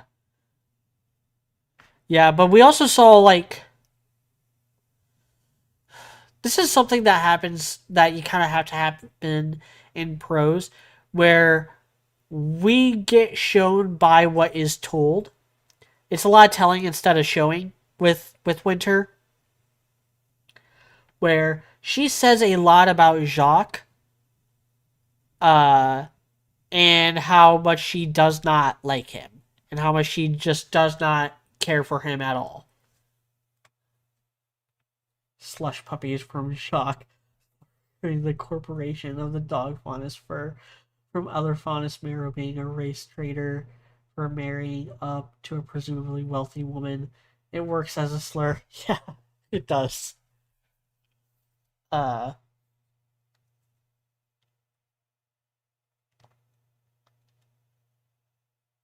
but we don't really know, and part of it's because we don't know Winter's actual age. Like we know when Weiss was 10, that was when Jacques admitted that he only married Willow for the family name. But we don't know how old Winter is, so we don't know how old Winter would have been at that time. Like, was she already at Atlas Academy by then? Is she 7+ years older than Weiss? Was she already away at school by that point? We don't know. Um,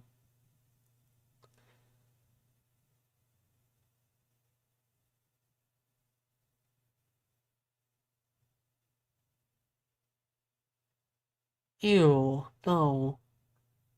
Like, look, I'm friends with a lot of snowbird shippers. I'm okay with it. I make the jokes in jest, but like the idea of Crow and Winter having dated is something that still kind of like grosses me out outside of like fan fiction context.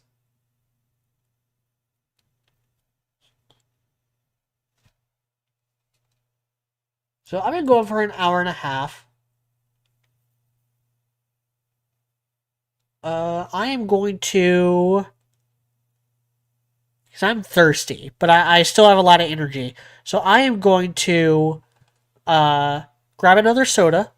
I'll be back in just a minute. And then I think what would be fun, because I want to read this Tumblr post. I want to like kind of go through some of the stuff in the. Actually, I think we kind of already addressed everything that's in this Tumblr post. I'm kind of skimming through it now.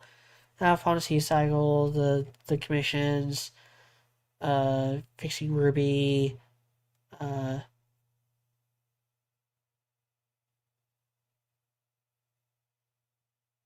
so there's a lot of guilt by association with Fat Man and Judgmental Critter being involved. So yeah, I think we kind of addressed all the stuff that's on that Tumblr post, but I kind of want.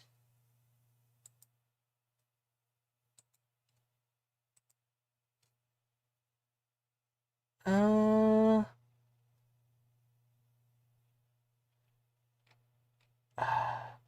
all the Fixing RWBY videos are so long. Like I don't want to do like just a single episode,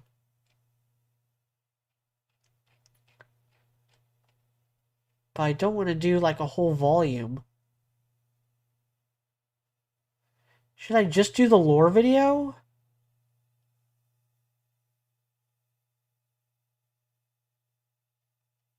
Or should I spend the last 30 or so minutes kind of brainstorming my own rewrite? Or should I just keep shooting the shit with you guys? I'll make that decision as I get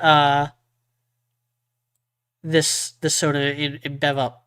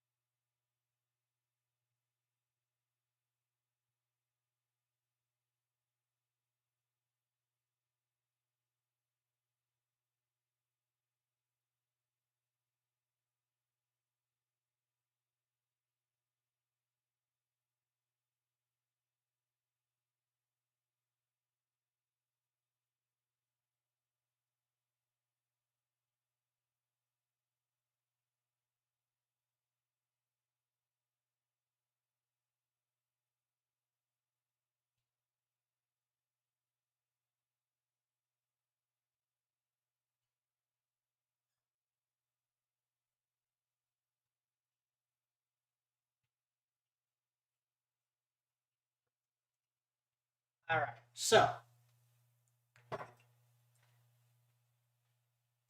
I do not have a co-host, nor do I have music that I am willing to play in the background to keep you guys occupied. Uh,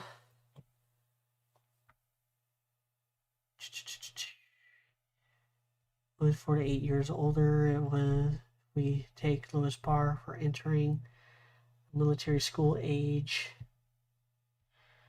Hold on, I will link the post. Check out Sheena's RWBY wiki page.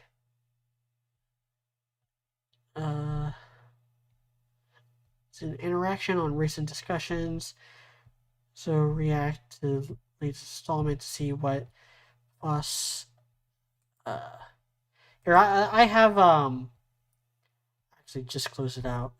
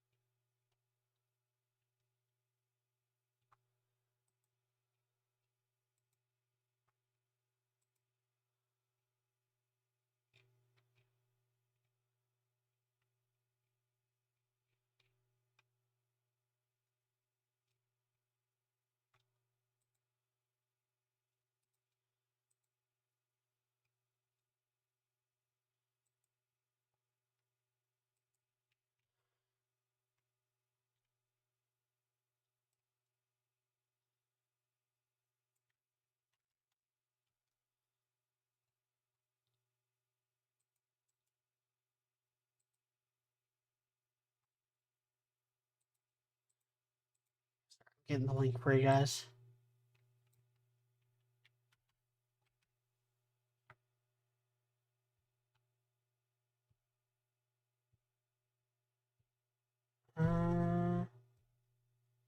Tatsumi Twine did ask, wait, what happened with Judgmental Critter?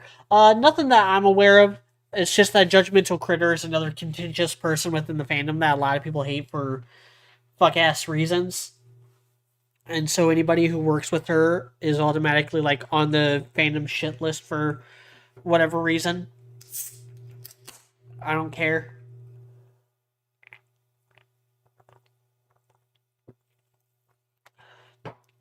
Like I have my issues with Critter, but yeah, I don't have that big of an issue with her.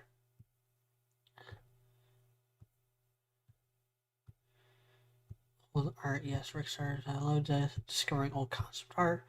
Actually, it would be interesting to talk about on screen maybe the designs for swimsuits for Ruby, Juniper, and Sun. Maybe. So Yang would definitely wear a bikini. Blake, I think, would be the one to wear a one piece, especially like post Volume 3 with the whole like she does have a scar from Adam on her stomach. We saw that in Volume 6. Then again, that didn't stop Blake from wearing like a fucking belly exposing ass shirt before.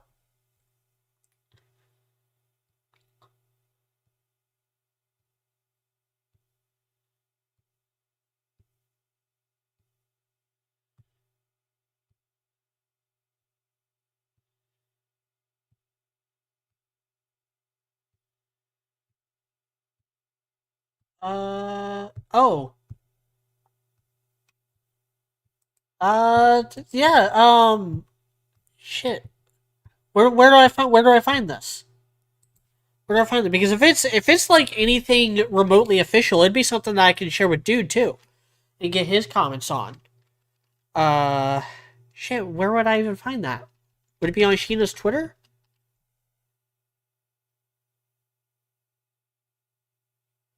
I don't remember her I don't remember her last name. Her actual last name now. She no longer goes by Sheena Ohm, I know that. Because I saw the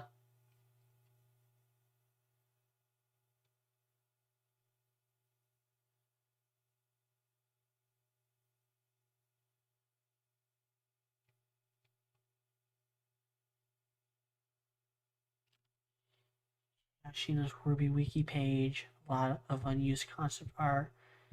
How she fell in love with Crow while he was baiting her with an escape. Wait, what happened with just interaction on recent discussions to react to the installment?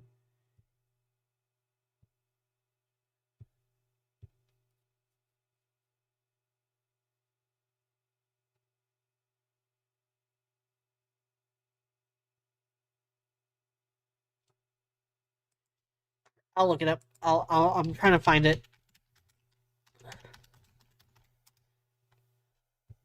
Duquette, that's her name. Okay, I think I see the concept art. Let me. Yeah, I don't actually have Tumblr. Uh, so my ability to actually even read that Tumblr post was limited. Is it this stuff? Zoom in.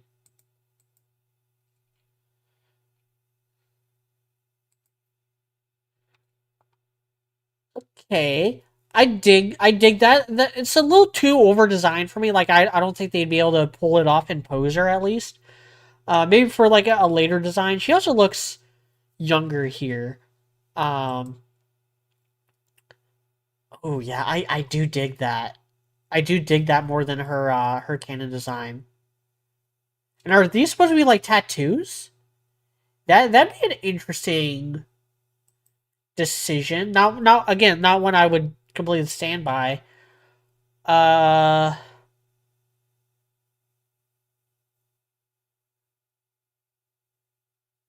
that one's fine. I'm not a fan of like the teal. I think it looks a little too much like Elsa. Also, I don't like those pants. I don't like what's going on here in this area. Doesn't really gel with the like fish scale top or the high stockings. Uh, a little lot more militaristic. Uh, fine though. I do the shoulder portrait. This actually kind of gives um volume 8. It's giving volume 8 with the shoulder portrait and stuff. Uh okay, Crow looks dope here. Uh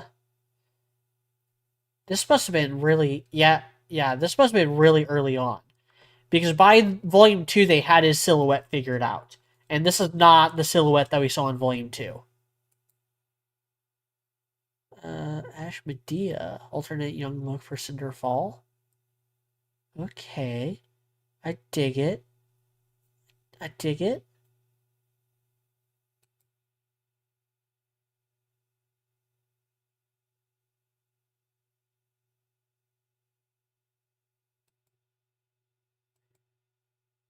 Unused weapons, unused character.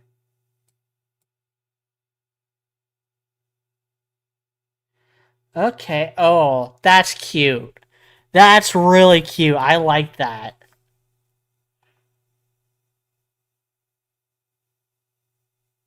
I do like that. Here, let me lower this so I can. I kind of want you guys to see my reactions too. So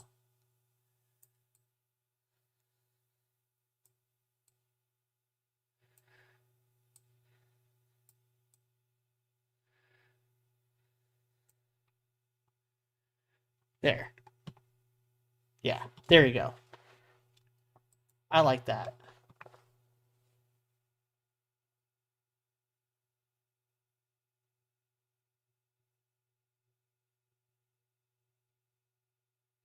I think she was the Winter Maiden.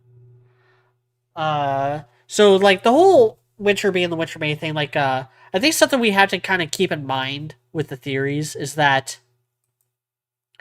again, the whole Maiden thing was a later addition to the outlines and stuff. They already had Summer Rose, Winter Schnee, and Cinder Fall as part of the cast before they came up with the maidens. Uh, Anyway, so yeah, I do like that Ruby design. Oh, Weiss looks so pretty. I never understood like this, whatever the fuck this shit is. I've seen swimsuits with it. I don't know what it's for other than to look cool. But I never really thought it looked cool. But like, Wiz is just so pretty, guys. She's such a pretty character.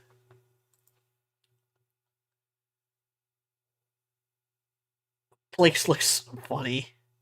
She kind of looks good. I like that she has a hat. I like that she's wearing a hat. Uh, but the this is such a weird 3-piece style design. Like I don't get this. Funny.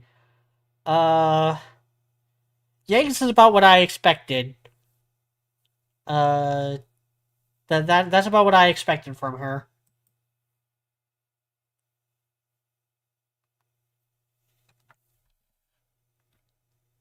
Fucking Sean. Fucking Sean. He's got the fucking.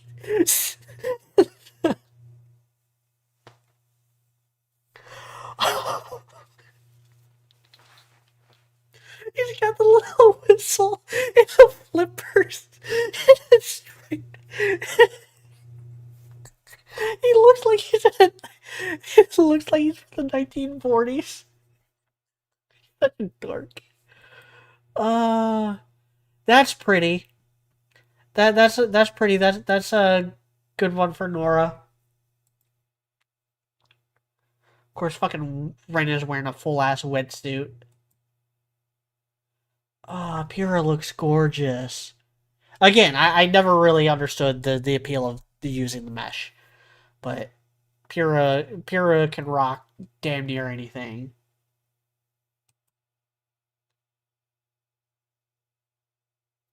To be expected of Sun. That's to be expected. Scarlet's got one. That's interesting. Not at all what I would have expected. Sage. I would not have expected Sage to be the one with the speedo. Then again, Sage doesn't have a character. He's such a nothing fucking presence in the show. I I don't know what I was expecting. I knew I was going to get something funny from Neptune because of the whole fear of water thing. But the super short shorts with the water wings is a goddamn choice. That's a choice, man. Oh, Penny's so cute. Penny might be the cutest one here. Like that's just adorable.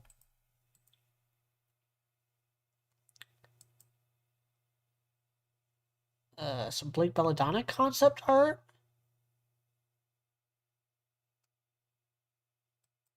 Concert parade episode. Very, very early concept. Like they didn't even bother having Yang's hair. Alright. I think that's it.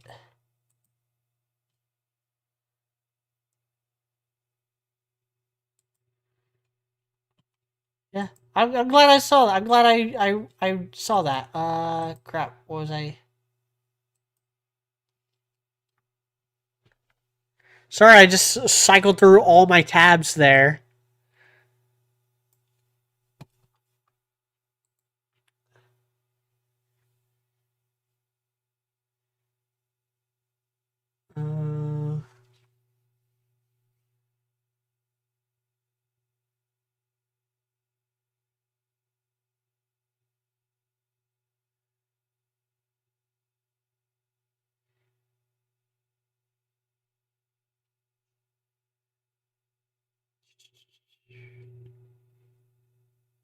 Uh, they made this canon later too.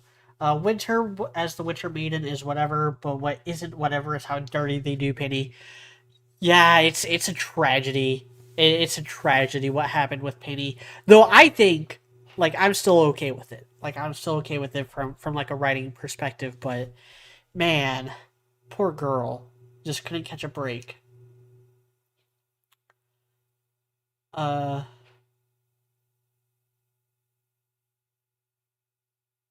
or the narrative knife twist to Jean failing to protect or save two maidens against Cinder.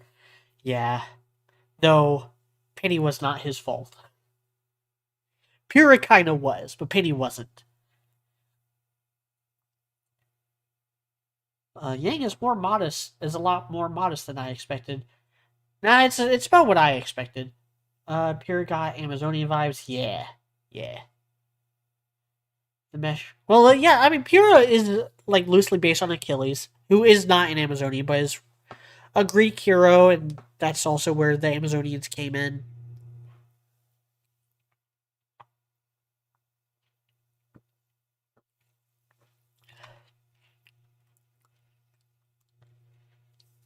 If I expected anything of Sun, it would be a Speedo or skinny dipping. Nah, Sun wouldn't bother wearing anything that tight. It's shorts or nothing. Floaties, yeah. I would have to rescue him. Is Penny waterproof?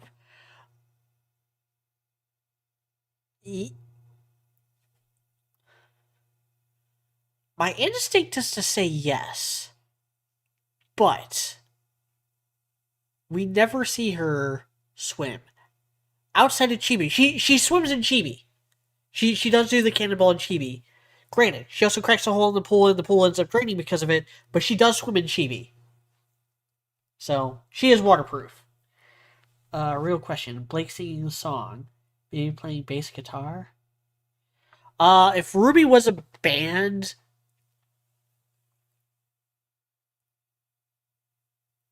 Blake probably would play guitar. Like, Weiss would sing and play piano. I could see RWBY either playing lead guitar or drums, and I could also see Yang playing lead guitar or drums, which would leave Blake to be the bass guitar player.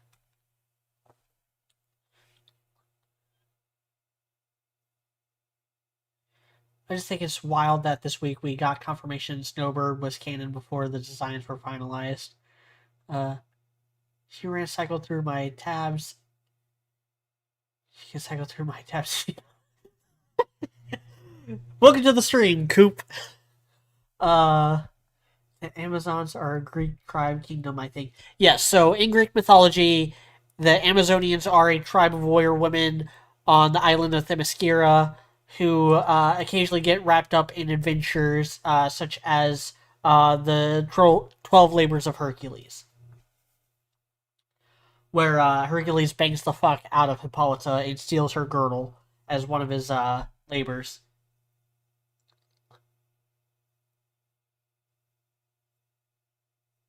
I can see Crow wearing a Speedo for some reason. Crow does wear a Speedo in RWBY Chibi.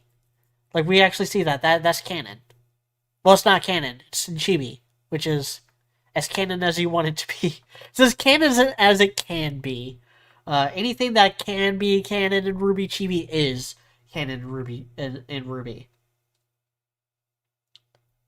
Would she float? I'm assuming you're talking about Penny. No, Penny would not float. She has to, like, jet propulsion herself through the water like a fucking penguin. I know that's a dumb question, but you have to imagine, from an engineering perspective, would you make a hovering, floaty laser robot waterproof in an Arctic environment? Canon adjacent, as they say. Yes, Psyche. It's canon adjacent, just like the mangas and the anthology series. Which, by the way, that's another thing I actually did this week. I read. I think I finished it. Let me see if I finished it. I don't remember where I was. Kindle.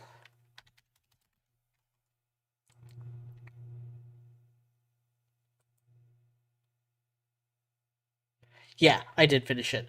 I finished the RWBY anthology series. I didn't actually finish the full series. I still have one more volume to go. But I read the Blake and the Yang one. this past week. They are not as good as the Ruby and Weiss ones. Like Blake's is a lot of cat jokes.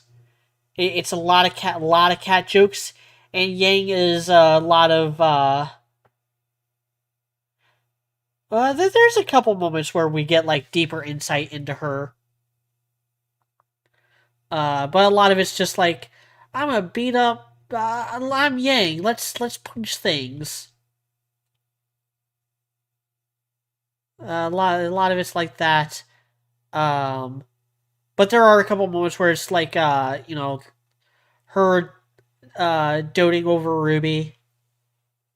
Like there's a bit where uh, she's reading a story uh, where she very quickly like does a version of Momotaro that has a bad ending, and then Ruby starts crying, and so Yang quickly like throws together a story where like she's the real hero and kicks everyone's ass. Uh, Very good art. I I've often wondered if Ruby would simply look better in 2D animation.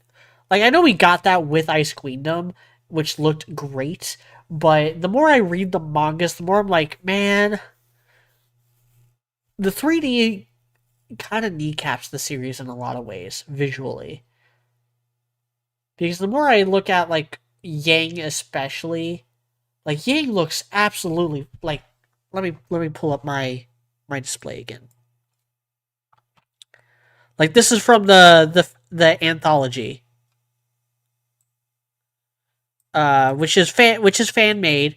It is one of those things that is canon adjacent. Uh, like you can take some of the stuff as canon, but the events themselves aren't. Like it's not ever going to come into play. But like, look how fucking gorgeous Yang looks in all these panels. Uh, you get like more. Neo gets more screen time as her disguise in this than she gets as her disguise in Volume 3. I like this shot of Yang with the hair covering her eyes as she's like watching Ruby and Team Ranger leave. This is the bit where with the story. Uh,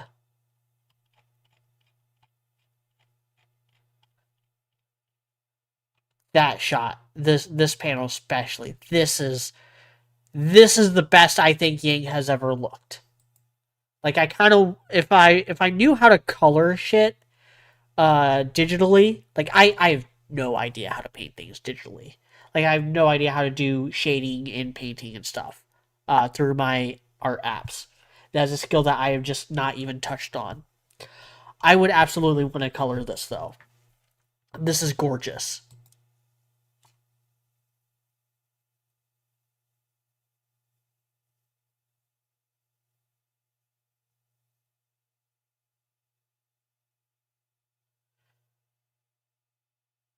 Ruby End of Evangelion movie, random musical instruments. Crow, Clover, Old Man, Doomed, Yowie. If I could get my hands on that fucking script, I would mentally destroy Crow. God. I did not like the ship baiting there, honestly. Like I think it was all very weak sauce.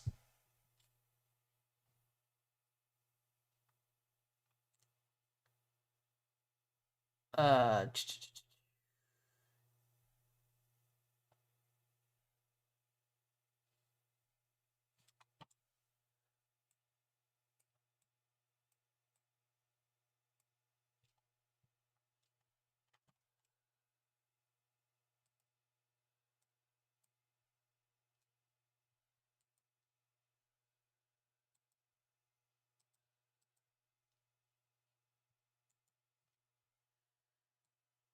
Sorry, just checking something. Yeah, okay.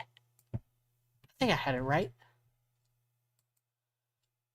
I don't know how much this is how much the string kind of lags behind. So sorry to kind of keep up like what you guys are actually referring to whenever you direct something directly at me. I think Kirby actually said the anthologies are fan fiction, basically, and Chibi is not canon. And manga and IQ and Justice League movies are canon adjacent. So my interpretation of all RWBY material is that if it lines up with what we saw in the canon show, it is canon. So even though the RWBY anthologies, none of them are canon, like they are written as fan fiction, I think a lot of the characterization, a lot of the like in between moments are canon. Same thing with like the official RWBY manga. The official RWBY manga has a lot of changes to the canon story, but it also gives like a little bit more insight on certain things that we don't see. Like it was actually in the Shiro Miwa written RWBY manga that we first found out that the thing that Weiss fought in the white trailer was a Grim. That it was it was called a possession type Grim. And it was much later that we found out that yes, that is actually true. It was specifically a Geist that possessed the giant suit of armor. So that's something from the RWBY manga.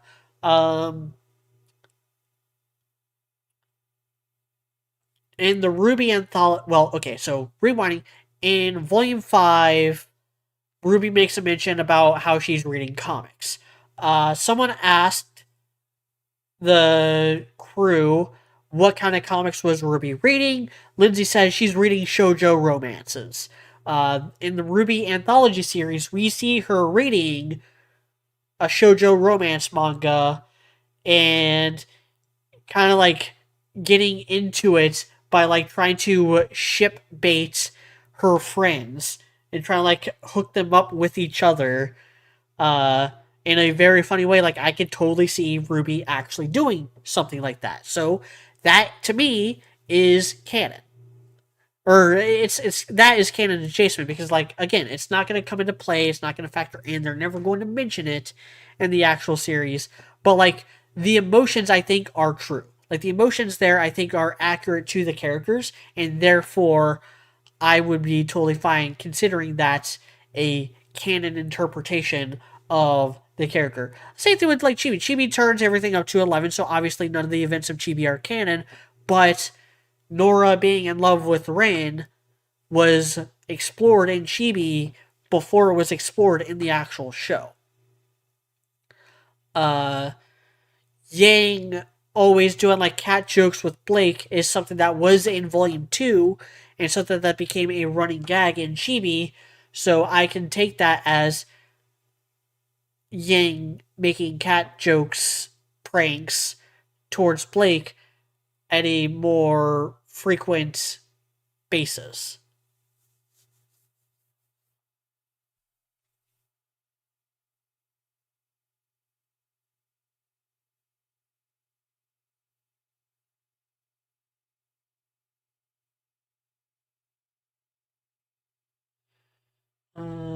The anthologies were said by the writers to be fan fiction. Yeah, I already said that.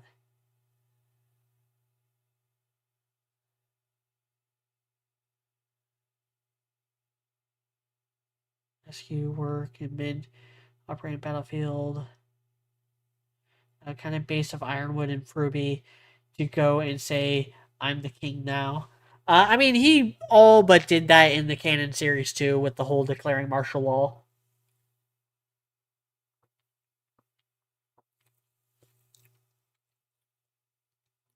But there's a lot of like lore details in Fixing RWBY that aren't in the actual show that like built up to that with the whole like architect thing.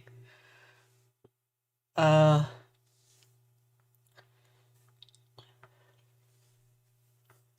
yeah. The anthologies are fan fiction, but they are damn good fan fiction sometimes. The thing with Chloe and Crover for me is Crow was at rock bottom. His faith in Oz been destroyed. Enter Clover, a man, perhaps the only man in all Remnant with the ability to turn off Crow's bad luck.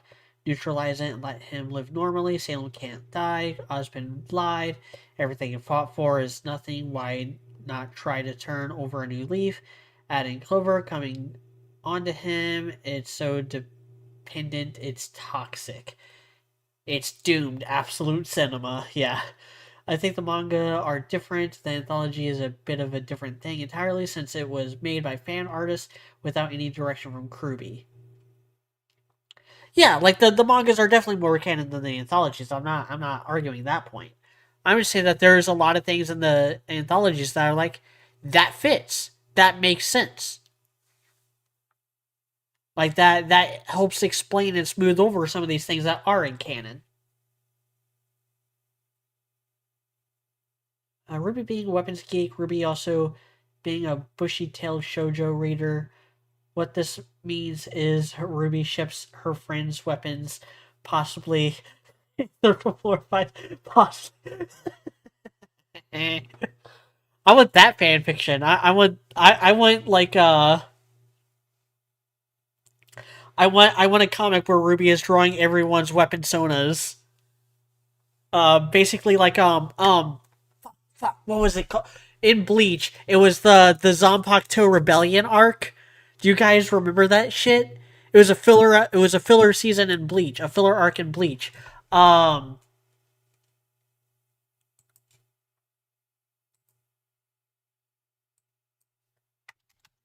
Bleach Zanpakuto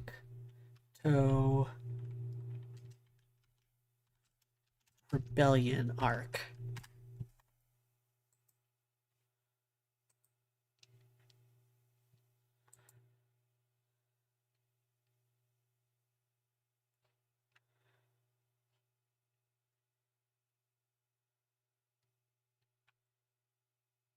Yeah, there's a whole arc in Bleach, a filler arc in Bleach, where like someone like cut the connection between the Soul Reapers and their Zanpakuto spirits, and the Zanpakuto spirits like rebelled, and they all had to like fight their Zanpakuto spirits.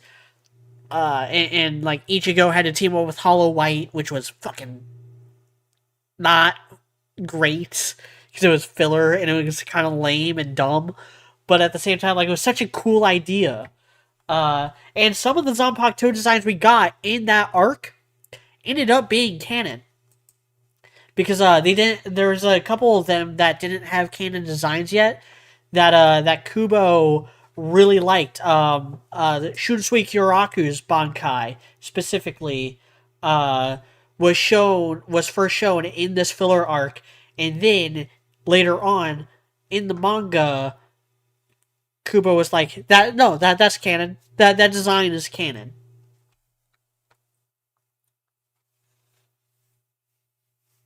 The filler arc was so bad, but the OP was fire. Yeah, yeah. Bleach Bleach always gave. I don't know why, but some of the most fire ass Bleach openings are for its fucking filler seasons. Like there was that, and then there was the 14th opening. I didn't watch the filler arc, so I don't remember what all happens. But it's like in the opening, they're all just like throwing down with each other. Like the Mayuri is throwing his Bankai at Yamamoto. You have like Ikaku and Shunsui smacking their swords together. Everyone jumping Kinpachi, and he just like getting slammed by Kamomura's Bankai. Like that was kick ass, but also really stupid. That filler arc didn't need to exist, and that was just a really bad place to put a filler arc because Ichigo was supposed to have been losing his powers by that point. Uh,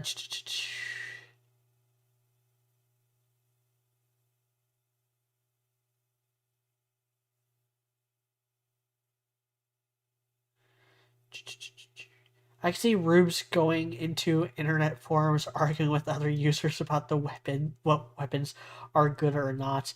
The Ruby would not care about the practicality because she uses a fucking scythe. The most impractical weapon she possibly could. Uh, so she would be like, that's lame. Like she would be such a troll on those forums.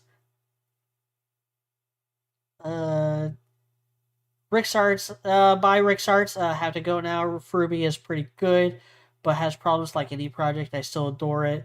Kind of led the way for other rewrites, and now we have Evermorrow and Dust Queen, both also pretty awesome. Dust Queen is so good. Dust Queen is so good. I actually need, because apparently it was a comic first. Uh, I never ended up reading it. I do remember seeing like the art for it with Weiss being covered in the dust crystals. I do remember seeing that floating around the airwaves. I kind of want to check that out. If I could find like a good place to read it all, I would like to. Otherwise, I'll just wait for Dust Queen to carry on. Evermorrow, I watched the first like episode 2 of Evermorrow and couldn't really get into it. It's too jank. Uh, and I'm also not fond of them like shoehorning Alex in. Them shoehorning Alex into like Beacon stuff. Dust Queen was a fanfic first. It's since been taken down. Oh, that's a shame. That's a shame. I don't ever want to take down my stuff, no matter how bad it is. Like I want to keep the stuff I've written for posterity. Because even though like I kind of get disgusted by how terrible Ruby is at points, uh, I'm still proud of the time and effort I put into that, and I know a lot of people really like it. Like I had fans. I had people who were tuning in every day to read the chapters that I was putting out. One of these days, I need to do a stream where I just like, again, I plan on sometime in February doing like a Ruby on 10-year anniversary stream where I just read excerpts from Ruby on, where I read either like the first chunk of Ruby on Veil and or excerpts of some of my favorite moments of Ruby on, like Ruby throwing Blake through a wall, or uh, I don't know why that's the first one that came to my mind. There's a point where Ruby throws Blake through a wall, um, because of her fuck ass shit. Uh, Nova going supernova on Fury was great. Though I would want to keep the highlight reel the stuff that contains canon characters. So like maybe like a Raven. There's a bit in Ruby on Veil where Raven sees Ruby talking to Summer's grave, and Raven has kind of like a mental breakdown over it, because she feels a lot of guilt over what happened to Summer and the part she played in it. Raven is just way more present and way more important in Ruby on than she ended up being in canon, and that's impressive because in canon she's the Spring Maiden.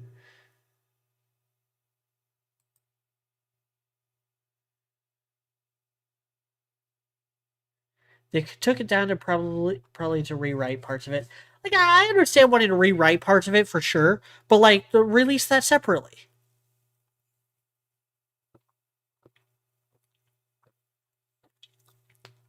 I've been tempted to do that with Ruby on, because I would totally like make a lot of changes. You know, now that I know more about like what the relics actually are and who the maidens are, like I would make a lot of changes. Like I would probably completely cut Toby from the equation. Like Toby's a really big important villain in Ruby on, but like he was such a fucking Obito ripoff, and basically there to fulfill a very specific role. Like I would literally just replace him with Watts if I were to start Ruby on again, or like do a revamp of Ruby on. I would literally just replace him with Watts.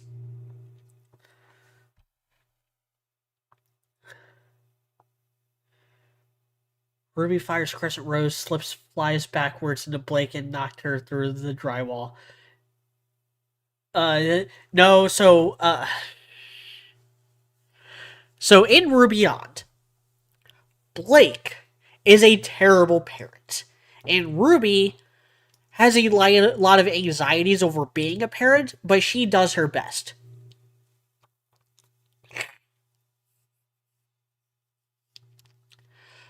Blake is widely absent from her daughter's life, and it caused her daughter to have a complex, like a separation anxiety, a lot of anger and resentment towards her parents, yada yada yada.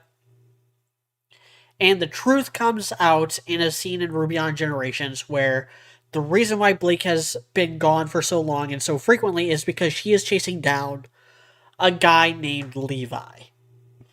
Levi is a badass who is a hero hunter and also a silver-eyed warrior. He is someone who went 12 rounds with Ruby and damn near won. He almost took down Team Ruby one by one back in previous story Ruby on War. And for years and years and years, Ruby has been pleading with Blake, like, let me help you. You know, like whatever you're doing is not working. Let me help you. We can chase these guys down. We can beat them up and get back home by breakfast. Because in Ruby on, Ruby is fucking cracked and she's like the most powerful huntress of all time. Yada yada yada. It's a whole thing. And Blake is insistent, like, no, this is something I have to do. This involves the White Fang and the remnants of the White Fang. Yada yada yada. It involves all the Faunus. They're Cypher. They're playing something with the Faunus. Don't worry. If Levi gets involved, I will let you know. And then, when Levi gets involved, Blake doesn't let Ruby know. And she nearly dies. And when Ruby finds out, she, at this point, she has like a little kid, Gilb. She has an infant, a newborn infant in her arms as she's finding this out. She passes the infant to Jean, takes a deep breath, grabs Blake and just throws her ass through a wall, picks her up, slams her against another wall. Is like, are you fucking insane? It's this really big moment because it's like the first time since Ruby on Veil that Ruby has been, or since Ruby on War rather, is the first time in her child's life, in her children's life, that she has been genuinely angry. Like, it's the first time, her daughter Citrine is there, as well as Weiss's daughter Eisenherz is there. I think Nora and Ren's daughter Nephrite is also there. As well as Nova, Yin Yang, Weiss. They're all there. And this is the first time in years, in the 17 years of their life, that they've seen Ruby be this genuinely upset. It's a big moment for Ruby on Generations.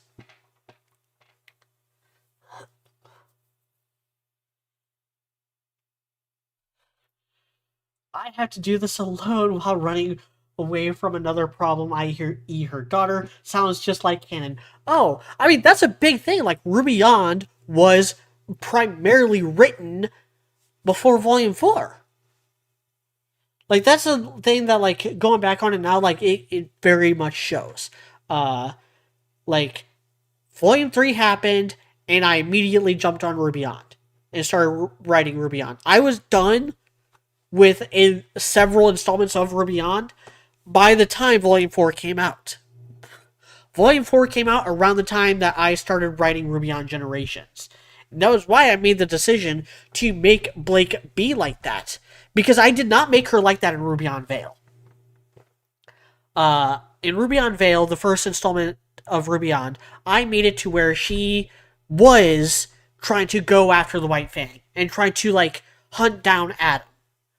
Like, that is what I had her do at the beginning of Ruby on Veil.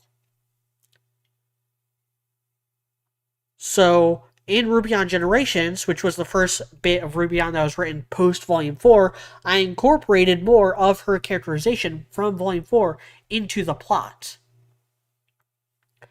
To the point where, like, she's regressing as a character because of the stress and the trauma of, like, what happened in the previous story, in Ruby on War, and in a mini story I did called Ruby on the Sea, which was heavily focused on Blake.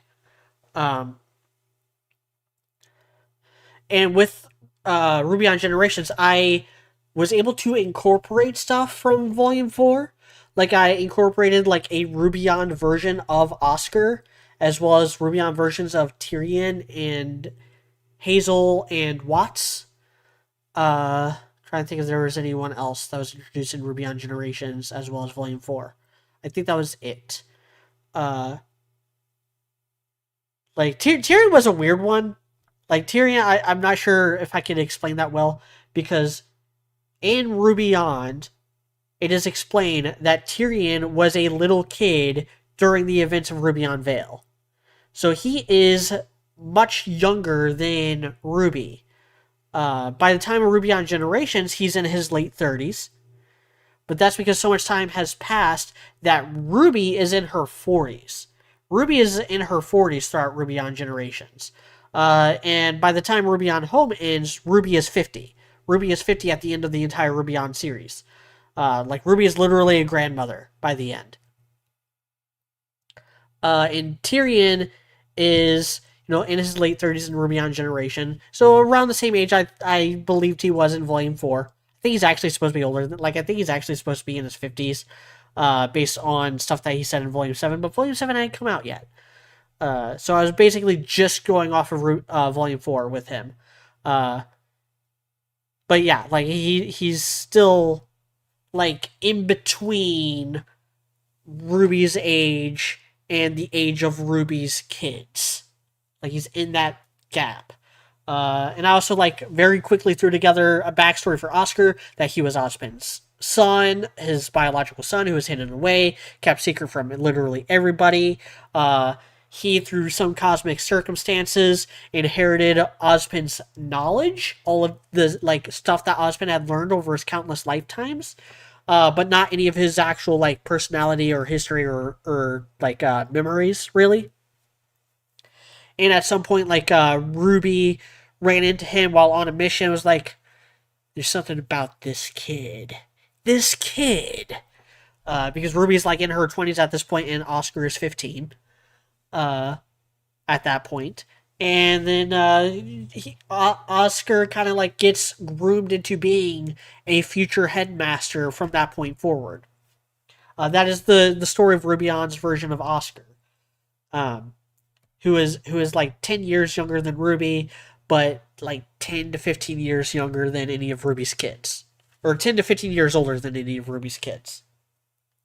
Which, Ruby has 5 kids in Ruby On. She has more kids than any of her teammates. Ruby On is fun. Like, I have a lot of fond memories of, specifically, like, writing Team Ruby as parents was such an interesting challenge. Like, that was such an interesting challenge, and I think I did a better job of writing them as adults and writing them as parents than I did of actually kind of keeping them in character in Volume 4. Or in the Ruby on Vale. This kid feels like Jean, Oscar radiating self-insert energy. No, Jean is a good guy. He is also kind of cracked in Ruby On. I gave him, again, this was years and years and years before the Justice League crossover happened, and he got shipped with fucking Jessica Cruz. I basically made Jean a Green Lantern, where his semblance is to create energy constructs.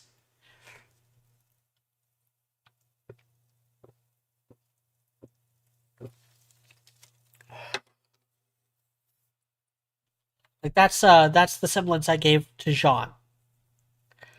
And so he's able to create, like, hammers and swords and axes and stuff out of his pure energy.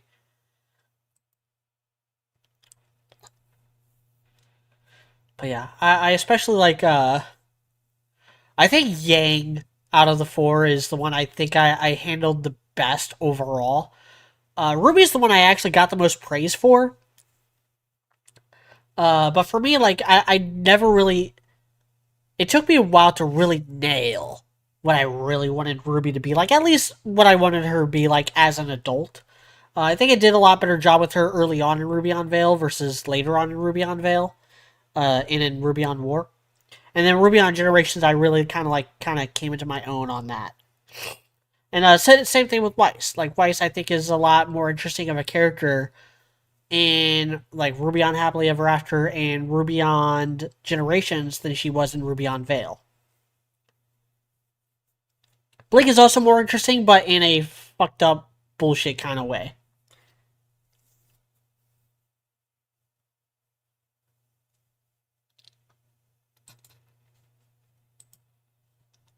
Like, I've been going for 2.5 hours now. That's usually longer than these streams are.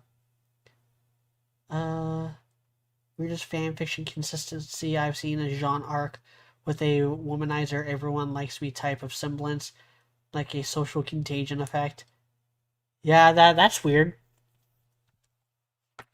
But that's to be expected when you are the only real prominent male character in a show dominated by women. That is expected of fan fiction. Um, like Jean is the harem king of Ruby, I guess. Even though it should be Weiss. Like everyone should be worshiping Weiss and licking her toes and shit. Uh, we have fun here on the Media Live show. Y'all should check it out. Like this has been a very successful stream. I've enjoyed myself. I've enjoyed your guys' company. Y'all should join in every week. Like I do this every Tuesday, unless otherwise specified. And based on chat, I could always be derailed into talking about Ruby.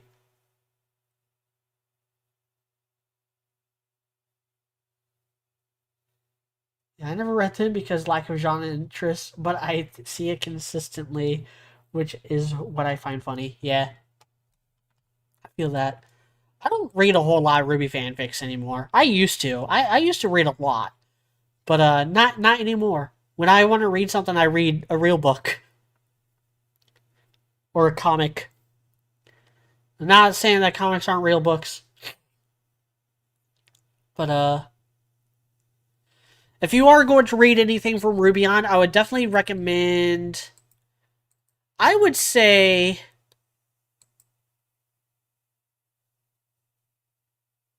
So I think I disconnected it for a second. I would definitely recommend reading. There's a story called All That Matters, which is named after the song from the Volume 5 soundtrack. All That Matters is. It takes place in between Ruby on War and Ruby on Generations. It takes place like 5 or 6 years before Ruby on Generations starts. And it is completely from Nova's perspective. It is the only Ruby on installment that is told from first person. And there you get a lot of insight on Ruby, Blake, and Yang, as well as Sun.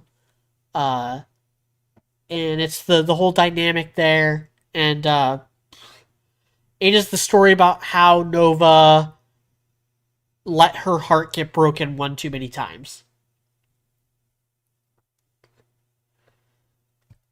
All That Matters actualized into a real relationship would be fire. It is like I definitely recontextualize it to be an anthem for Blake and Nova, her daughter, versus Blake and Yang, which it does work as Blake. Like it's a great song, love it. Perfect encapsulation of Blake and Yang's relationship, especially in Volume 5. But again, that was never the relationship with Blake and Yang in or Beyond. So it wouldn't work like that. But it does work as a song for Blake and Nova. And I did purposely base. I obviously didn't base Nova off of that song because that song came after I had already made those decisions for Nova and Blake. But it is this whole the one thing I can count on is that I can't count on you. Just another chance to hurt my pride. I know that you'll leave me, but you're here. And that's all that matters somehow. Like that is very much like where Nova was at until Blake broke her heart one too many times, and she decided to build a shell around her heart that no one could get through until the events of Ruby on Generations and more so the events of Ruby on Home. Like in Ruby on Generations, Nova is still very much like closed off at the end, and still very and probably even more so at the end of Ruby on Generations. It's not until like the events of Ruby on Home that uh, that Nova finally like lowers her guard, takes a deep breath, and realizes that like there are people who will never abandon her. There are people who genuinely love her and will genuinely like stand by her side through thick and thin, no matter what. Um, Johnny, her teammate, is one of them. Uh, as and Citrine, Ruby's oldest daughter, is one of them. Like she is loved. Her dad is one of them. No Sun is one of them. Yang is one of them. Blake is trying to be one of them.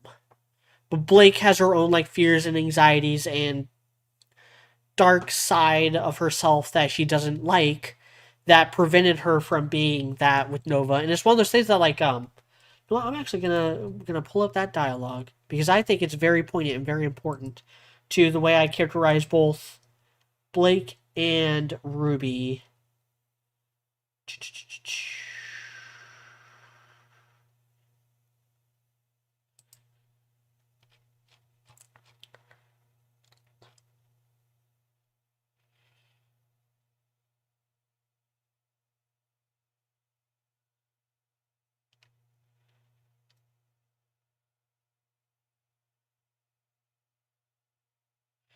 I'm trying to find where it was.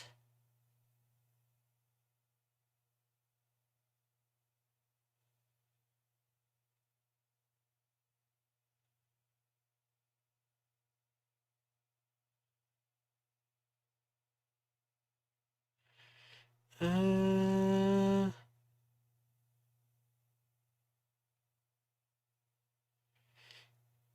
so this is after like Nova storms off, and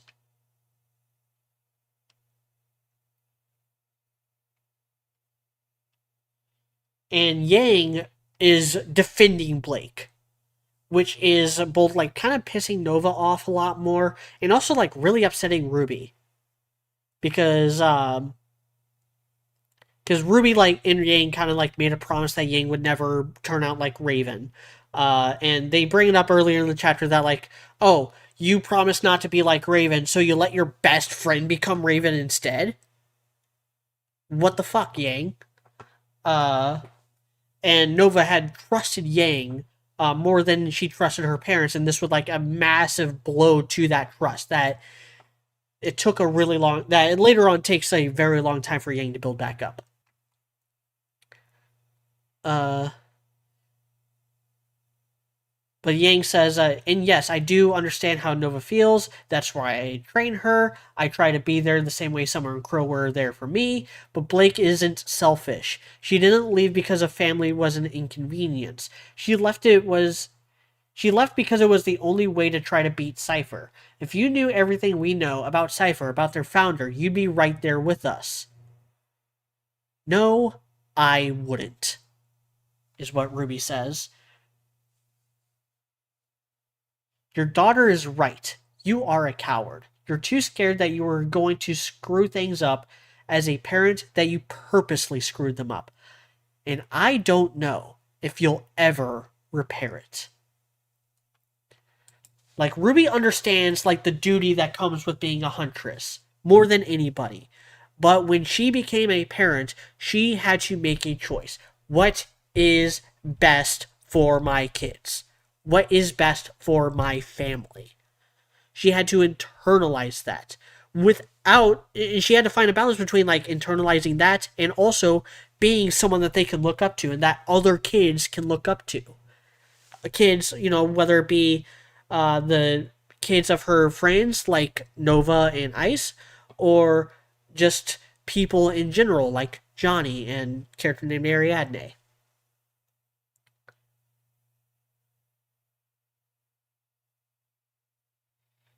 Uh, Yang stepping in as a cool aunt. a la Crow, Uncle Crow would be cool as fuck, even if she isn't her actual aunt. Yeah, that's exactly how I characterized Yang throughout Ruby on Generations. That like she loved Summer. She loved Summer. She loves Crow. She loves that Crow was a part of her life growing up. She internalized that and is that for not just Ruby's kids, but also for Blake's kids, and also a little bit, not to the same extent, but also a little bit to Weiss's kids. And for a long time, Yang doesn't have kids of her own. She does eventually get kids of her own towards the end of Ruby on Generations. She gets pregnant and then has two kids by the time of Ruby on Home. Um, but for a long time, she didn't have any kids. So she was able to like more adequately like divide her time between the various families to be that cool aunt. Uh,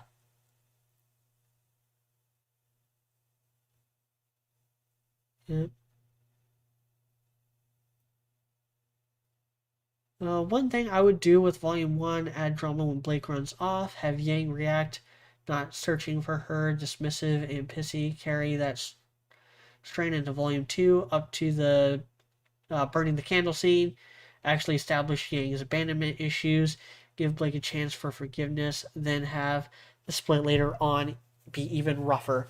Yeah, I actually revisited my What If Ruby Volume 1 Was a Good video from like 2016, uh, not too long ago. And I had the idea of having Yang find out that Blake is a faunus way earlier in the volume. Like, have Yang find out that Blake is a faunus and have to, like, keep that secret, not just from Weiss, but also from her sister, and have that kind of, like, eat away at her insides a little bit. You know, have that kind of, like, guilt fester up, and then have that guilt kind of, like, boil over when it's revealed that Blake isn't just a faunus, but also a former member of the White Fang, which changes everything. You know, it's not just that she's a faunus, it's that she used to be a faunus terrorist. Um,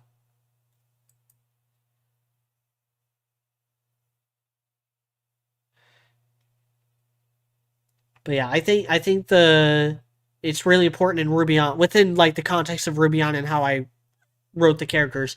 Having Ruby say, "I don't know if you'll ever repair it," hits a lot harder because it's not that she doesn't think that. Uh, it's that she doesn't know. Like she wants to give Blake the benefit of the doubt. She wants to believe that Nova will forgive her eventually, but she's having a hard time seeing that as a possibility. And she's right to. Like Blake and Nova do bury the hatchet eventually. Like they do get on better terms, but Nova never trusts her again.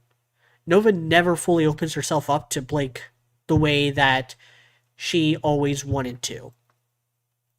Nova is a very sensitive person. She's kind of a crybaby. She is very quick to anger. She's very passionate and to like a hysterical degree. And so every single thing that Blake does to break her trust and break her heart hurts like hell. Until she has to, as a defensive mechanism and a coping mechanism, has to cut Blake off. And that's a tragedy. Like I kind of mentioned this with we were talking about our favorite Ruby moments, talking about Weiss and Willow, and how like it's a tragedy when a kid has to cut off their parents like that, and has to give up hope on their parents like that. And that's tragedy is what I really wanted to go for with Blake and Nova, and how like the choices Blake made trying to protect Nova end up completely destroying her relationship with Nova in a way that never truly recovers. Because like even in like later on in Ruby on Home when they have breakfast together all the time. They hang out together all the time in Ruby on Home. Blake can never get those years back. Blake will never be there for that big soccer game that she missed out on in the beginning of All That Matters. Blake will never be able to be there when Nova fought her first real supervillain in Ruby on Generations. Blake will never get the chance to be there when Nova risked her life to protect people against the Proteus Grim, also in Ruby on Generations. Blake will never be able to get back the years and stuff that she missed out on. Like, she can make new memories. She can continue to be there for Nova in the future as Nova gets married and has kids of her own. But she will never get those teenage years back. Because time is always marching forward. Time doesn't wait for you. Um, One thing I would love is just Ruby and Jean by parallel. Struggling academically at Beacon in season one, she literally jumped 2 to 3 grades to college, and Jean cheated. Yeah, I mean they kind of already do that with Jean a little bit, uh, but they don't really do that with Ruby. And I get that Ruby's a prodigy, like Ruby is supposed to be like a quick study or whatever. Um, but yeah, I would have liked to just see class rankings. Because that's really all you have to do is like in a scene in like volume 2 or whatever, have a show like they could have also done this to kind of like emphasize Blake's own hysteria in volume 2, where like, class rankings overall. You have like number 1 Pyrrha, number 2 Weiss, number 3 um Blake at that point. Number 4 Rain, number 5 Yang, number 6 Carden, 7 Nora, etc., etc. And then have like Blake, like maybe you do like a fade cut where like you just see Blake slipping further and further and further down until she's like down at the bottom with like Jean. And then have that be like, because Weiss brings up like, and frankly your grades have been suffering.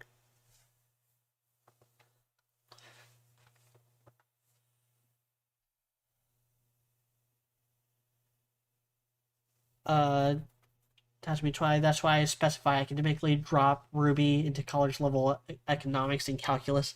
Yeah, yeah, because like the academic stuff and the combat stuff isn't always going to line up. Weiss is always. We are told that Weiss is one of the best duelists in her grade. In fact, she actually claims to be the top ranked student physically in Volume 3, which is. That's just a fucking lie. I'm sorry, Weiss. You lied to Winter in that scene. Maybe you're the top ranked student overall because of how good your grades are, but like you're in the same class as Pyrrha Nikos. You are not beating her. Not at that point, anyway. Or at any other point because Weiss doesn't win any of her 1v1s. It's kind of a meme.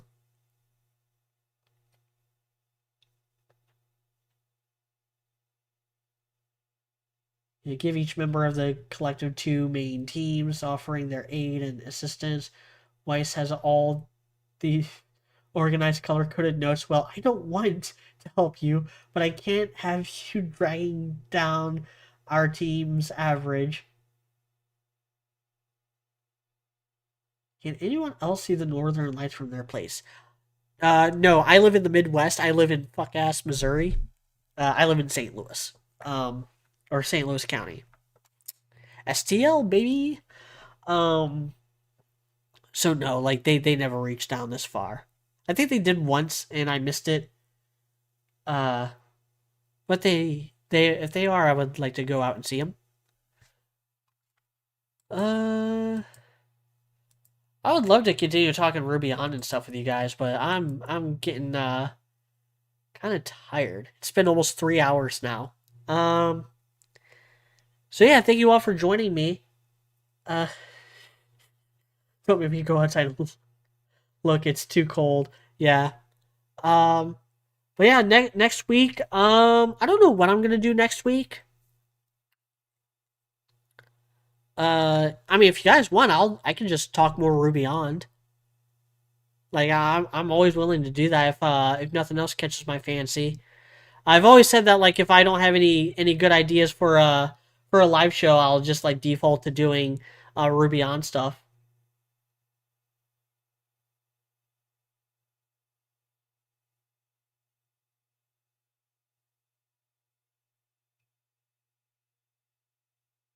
Then yeah, like I said, in 2 weeks, Has Been Hotel will be over. We'll do a whole big Has Been Hotel recap review thing.